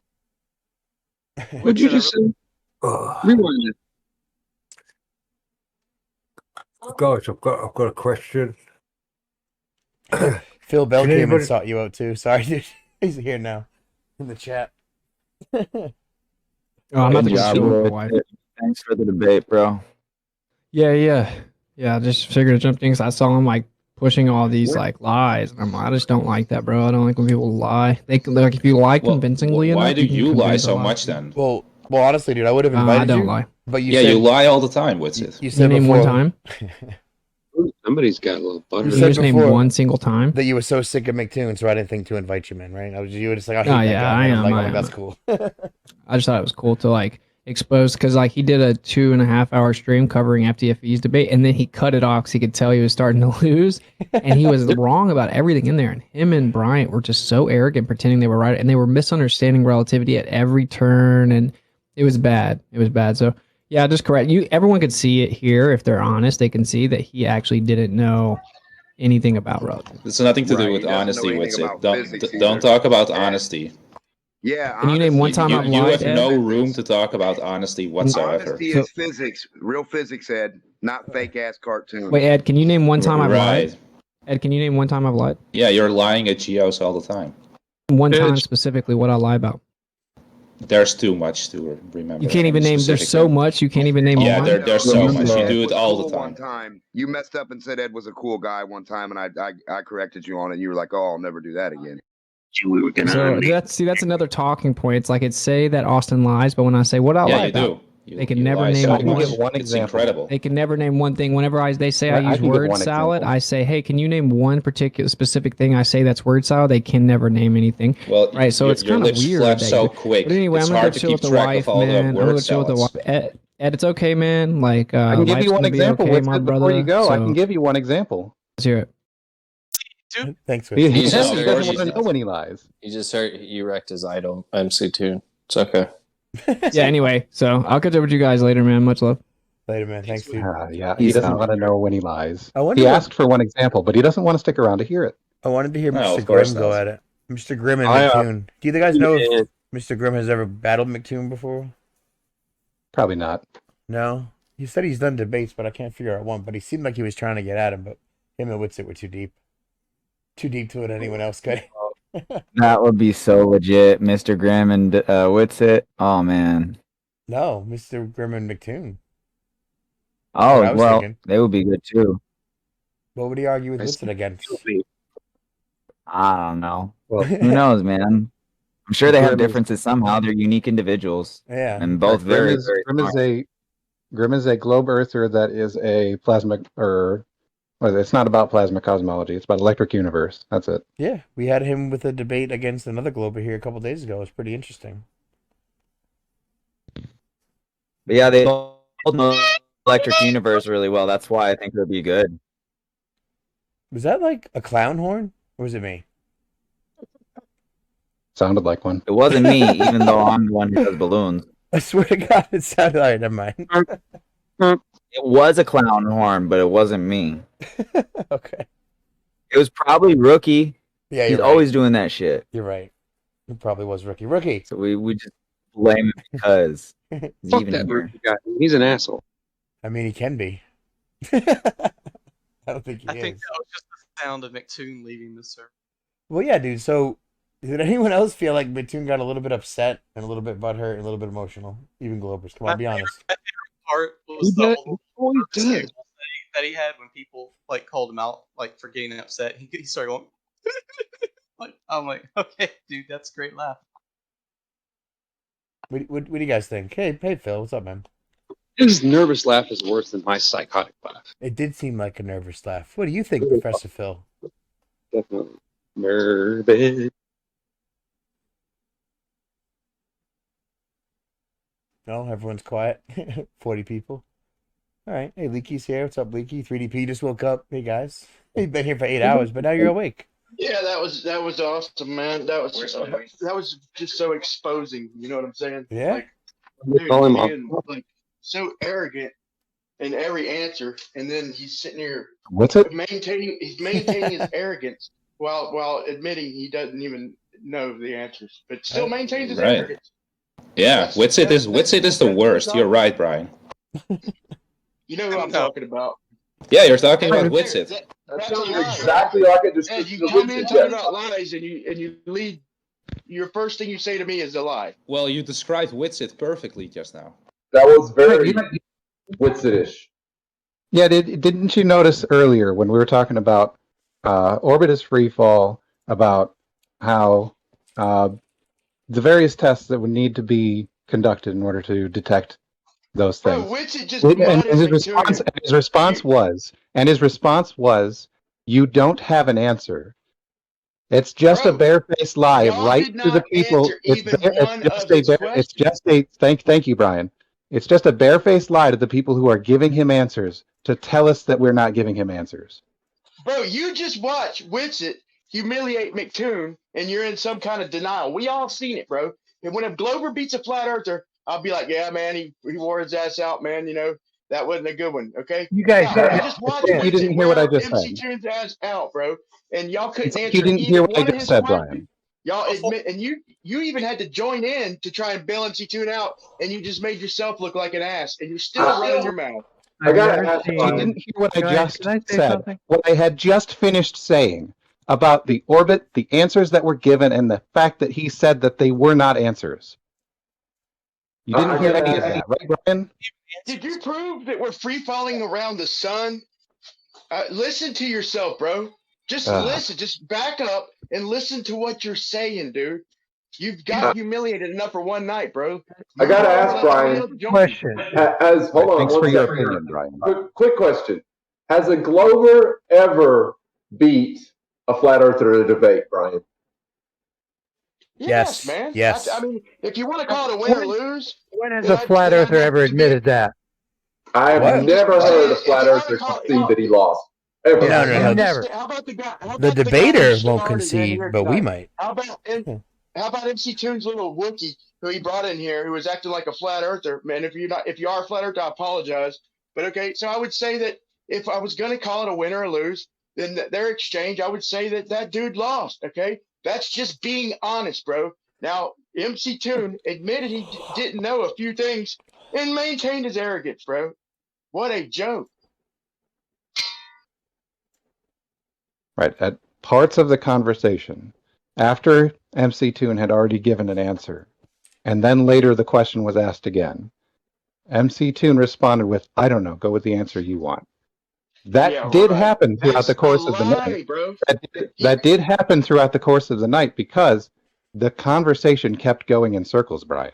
Why are you lying, dude? He was waiting on an answer to see how the Michelson-Morley freaking explained the freaking null result, how it reconciled the null result. He asked him over and over. He never even once gave an answer. You gave Do you remember the part where I said orbit is free fall? Do you remember that part of the conversation, Brian? You said that Earth is free falling around the sun. That is not what Michelson-Morley did to. I mean, that's not what relativity did to reconcile Michelson's null result. Yeah, effectively it did. Effectively it did. Yeah, effectively it did because in free fall, your reference frame is not experiencing any sort of detectable difference in one part of that free fall versus another part of that free fall because all of it is free fall. Brian? Bro, man to man, do you have any humility at all whatsoever? Can you address what I said instead of changing and asking me a different question? Can you address what I said instead of changing it and asking a different question? Yeah, relativity did not state that the Earth free falling around the sun reconciles Michelson-Morley. You dunce. Okay, what did it say then, Brian? Okay, you didn't hear Austin 5 times. It said that time dilates and length contracts, bro. Okay, he told y'all He told y'all a couple times, and y'all still couldn't answer it. It doesn't matter what he says. It matters what he can demonstrate. So now it's Ed's turn. Now it's Ed's turn. He can demonstrate anything. Can you now tell me the answer? Right. What did Michelson-Morley, or what did relativity do to reconcile, or what did it show to reconcile Michelson's null result? All right, here's the problem, Brian. When relativity, Austin, and he's doing the same shit. Brian, you can't really hear when you're talking, right? Brian, you can't really hear when you're talking, right? All right. So here's what relativity says about something in free fall. If you are in the same reference frame as the thing that's in free fall, length contraction and time dilation do not apply locally. That's why when the Earth is in orbit around the sun and it's in free fall, the length and time contraction relative to the sun is irrelevant to the person that's making the test, is irrelevant to the person that's, let's try it again, is irrelevant to the person that's testing on the thing that's in orbit. So now you're claiming we got to leave the solar system to detect it. I said relative to the sun. At first, and y'all couldn't admit it, but Fight the Flat Earth finally did the other night. Finally, at the end, it was painful listening to him, and it was painful listening to McToon, but at least Fight the Flat Earth had enough humility to admit he didn't know, and to admit that from the Earth that it can't be reconciled. Basically, okay, it can't be proven. Okay, the null result, we're going to get a null result anytime. Okay, but y'all never admitted it, and y'all were trying to move past it. Austin said, let's establish the principle first, then we'll move past it. So now you're saying that not only do we have to be off the Earth, we have to be out of the entire solar system, or else we're just free falling around the sun. Correct? It wasn't even just a matter of not admitting it. They claimed there was things that totally detected the motion of the Earth around the sun without ever presenting it, and then just kept claiming it. Okay. I'm going to tell you now. Objection. This is recorded. Hold on. I'm so glad this is recorded. Brian said something specifically to me, and I need to reply to it. Go ahead. Okay. So I didn't say we had to leave the solar system. I don't know where you came up with that bullshit. Do not do that again, Brian. Okay. Well, I did make a connection. I thought you said that free falling around the sun, we couldn't detect it. So if we're in the solar system, we're obviously in some kind of orbit, which would have us free falling. And so I did put 2 and 2 together on that. But let me say something real quick. I'm glad this was recorded because I had a debate with MC2 a long time ago, or kind of like a conversation. Half debate, half conversation. But and he specifically said that that they measured the that I'm not sure he said Michelson Morley, but I'm not even sure he said it, but I'm pretty sure he said he had a paper showing that they can detect or they can measure the freaking Earth's orbit. And just now when asked for a paper, he said that there isn't one. So I got to go back and dig it up. But man, if what I'm thinking is true, man, that man, he needs to do a retraction, man. We're all wrong sometimes, man. And when we are, just got to retract our shit, man. And you're not lying if you're just wrong. But if you know you're wrong and you still say shit, then well, making a claim over, Brian, he made a claim over and over again. We have the measurement of the Earth's rotation or orbit around the sun. We have that. I already showed it to you, and he never showed it. Just lying. All right. Then did you hear the part where I came in, where I mentioned the sidereal rotation rate, the thing we directly measure, and where MC Toon had a reference to the sun in order to give you that mean solar rate to sidereal rate difference. The difference between those two. The difference between those two rates, one measurable, one observed with the sun, so also measurable. So that difference in rates, that difference in rates is the orbit around the sun. Yeah, but he had to add that. Wait, hold on. He had to add the caveat that it was within their model, right? Okay, within our model, if we use the sun as a reference, so like, okay, yeah, so in your model you can interpret it that way, but that's not a physical measurement whatsoever. I just gave you 2 physical measurements that are being differenced. Interpretation. No, it's 2 physical measurements. You want physical measurements? That's 2 of them. No, it's not, man. Look, dude, it's observe and declare. Observe and declare. I mean, okay, an observation, which is a measurement that was made physically. That's what it is. Can you at least admit that's what it is? It's an observation, and measurements are taken from it. It's not something that's not a physical measurement because it's been taken with physical tools. It is a physical measurement. It's in no way proof. Wait, it's not something that's not a physical measurement. Now you're already walking it back. Because it was with physical tools, it must be a physical measurement. You kidding me? Yes. No, I'm not kidding you. It's obviously a physical measurement if I use tools to make the measurement. So look, in the Michelson Gale period, okay, they detected 98% of the ether. Okay, 98 and that was Michelson's claim. Like people say that Michelson never came out and said he was a geocentrist, but I'm gonna post a quote from Michelson where he showed and claimed it'll be in my post where he detected 98% of the ether after in the Michelson Gale experiment. And he pretty much claims, and not saying, hey, everybody, I'm a geocentrist, but what his words say can only lead to me one possible conclusion. I'll post it. Y'all tell me what you think.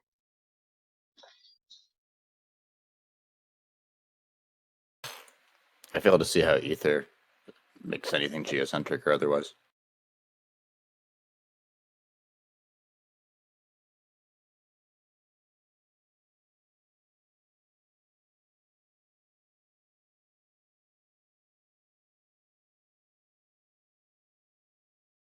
Did anybody else happen to catch Witsit say that light was the absolute reference frame in relativity? He said that once in the entire show, which was odd.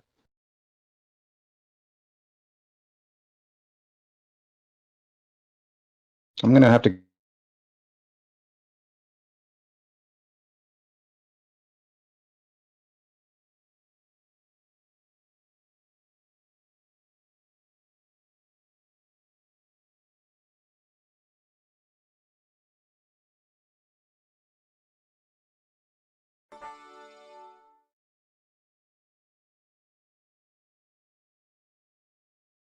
Speed for all observers, but that's not an absolute reference frame.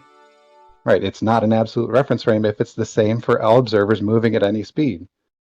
Was he talking about relativity and the way they use it, or are you just trying to make it like some claim that he's making now when he's trying to interpret the bullshit you believe? Okay. He said in relativity, light is the absolute reference frame. It doesn't get any clearer than that.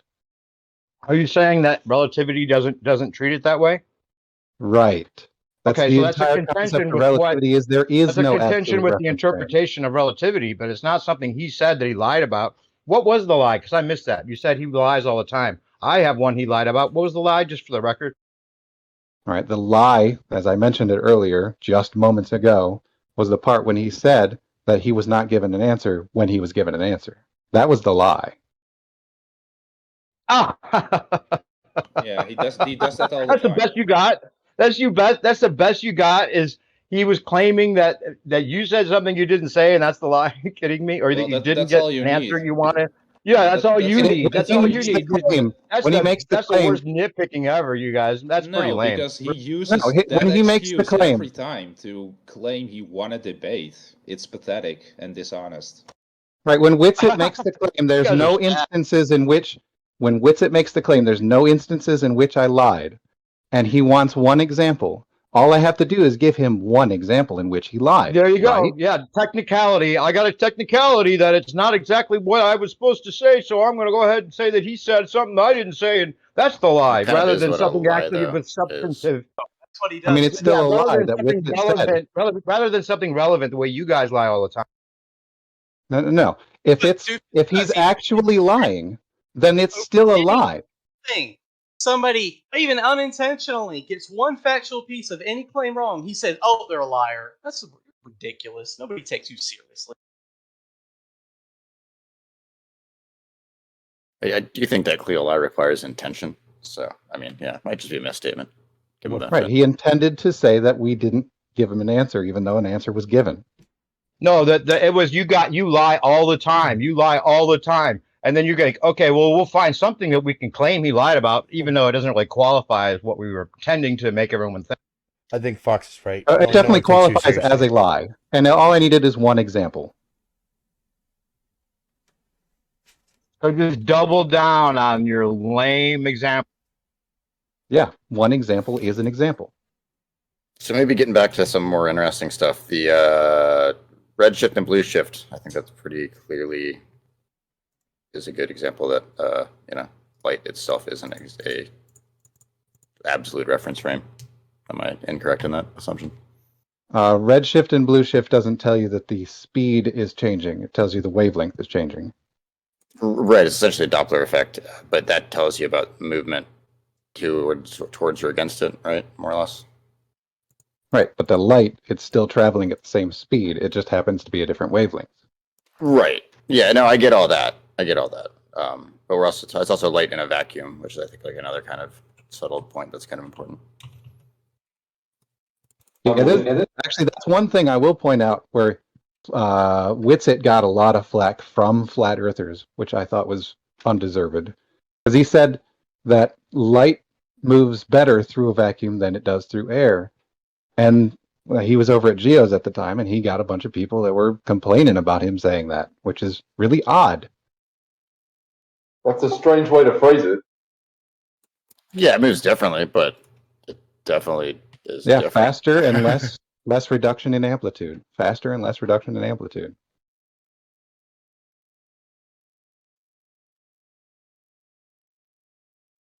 Same with the speed of gravity I'll and stuff accept like that as well. Extremistus, because he doesn't say light moves, but he does say that light propagates better through a vacuum than it does through air.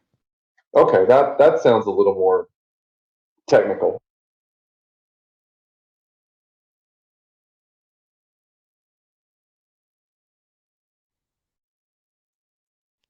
So all these ballers here, and not one mention tonight of the greatest event to happen in 50 years, happening right now as we speak. Right? So weird. It was mentioned in the show. I was talking to it about McToon a bit when we started, though, and he heftily agreed on all the CGI they used. He said that they claim it's a model, so it's cool that they use fake CGI models. I don't know. Is that how you all feel? I just think it's funny that a bunch of chicks are being remote controlled by dudes and giving credit for it. Right, prior to the actual entry into lunar orbit, they did have CGI. That's fine. I just think it's weird that no Globers know what the Earth looks like and they can't produce it or draw it. An actual model that matches it, like a little toy, or just to draw, like to match it 100 million%. You know, like Google and their schematics and their equations say. But they don't happen Where to is have an that of actual little flat ball. Earth? Yeah, where is that of flat Earth? Huh? Is that your globe? No, I'm asking. The flat Earth? Welcome to Flat Earth, Dad says. No, I'm He asking. says there is no globe, you The guys. thing you're He wants his claiming. flat Earth.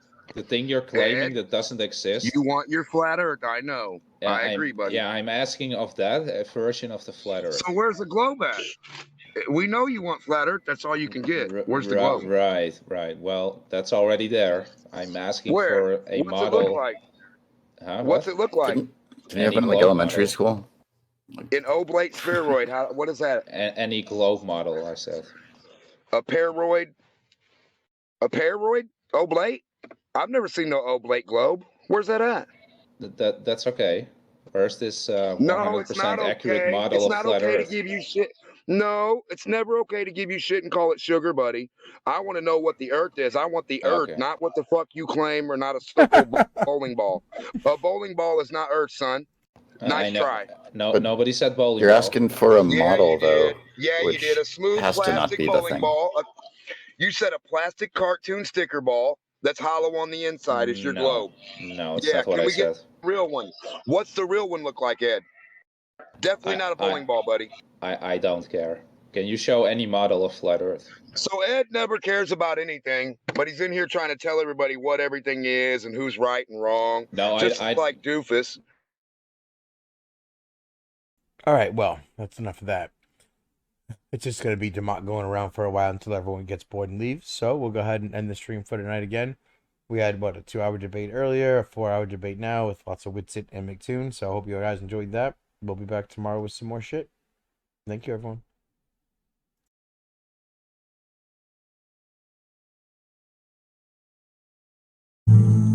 Welcome to the show where you don't know if it's part of the show. Welcome to the show if you don't know it's part of the show. Didn't they teach you to reach for the stars while opening up the bars and keeping you chained down with mortgage bills and cars? Vaccines for your arms, kids sounding like supercharged, caffeinated hate-filled scars and rage-quit repertoires. No answers for yards, caught up in emotion that's not even yours. Imposter truths like impeccable retards, lined up for your serving of gish galloping wars. No remedy can save the lost, in love with the yarn. I'm tired of walking into refracted shards, poor science displayed by disgusting bards. Soaked in sin with your dupe's delight and a new hand of cards. Been so long, seems like for love I'm just too hard, I'm just too hard, I said. Welcome to the show where you don't know if it's part of the show. Welcome to the show. If you don't know, you don't know. Intoxicated 8 makes you believe you're spinning in space while you have no shame or grace. It's a disdainful state I used to contemplate how to save myself from my own self-hate.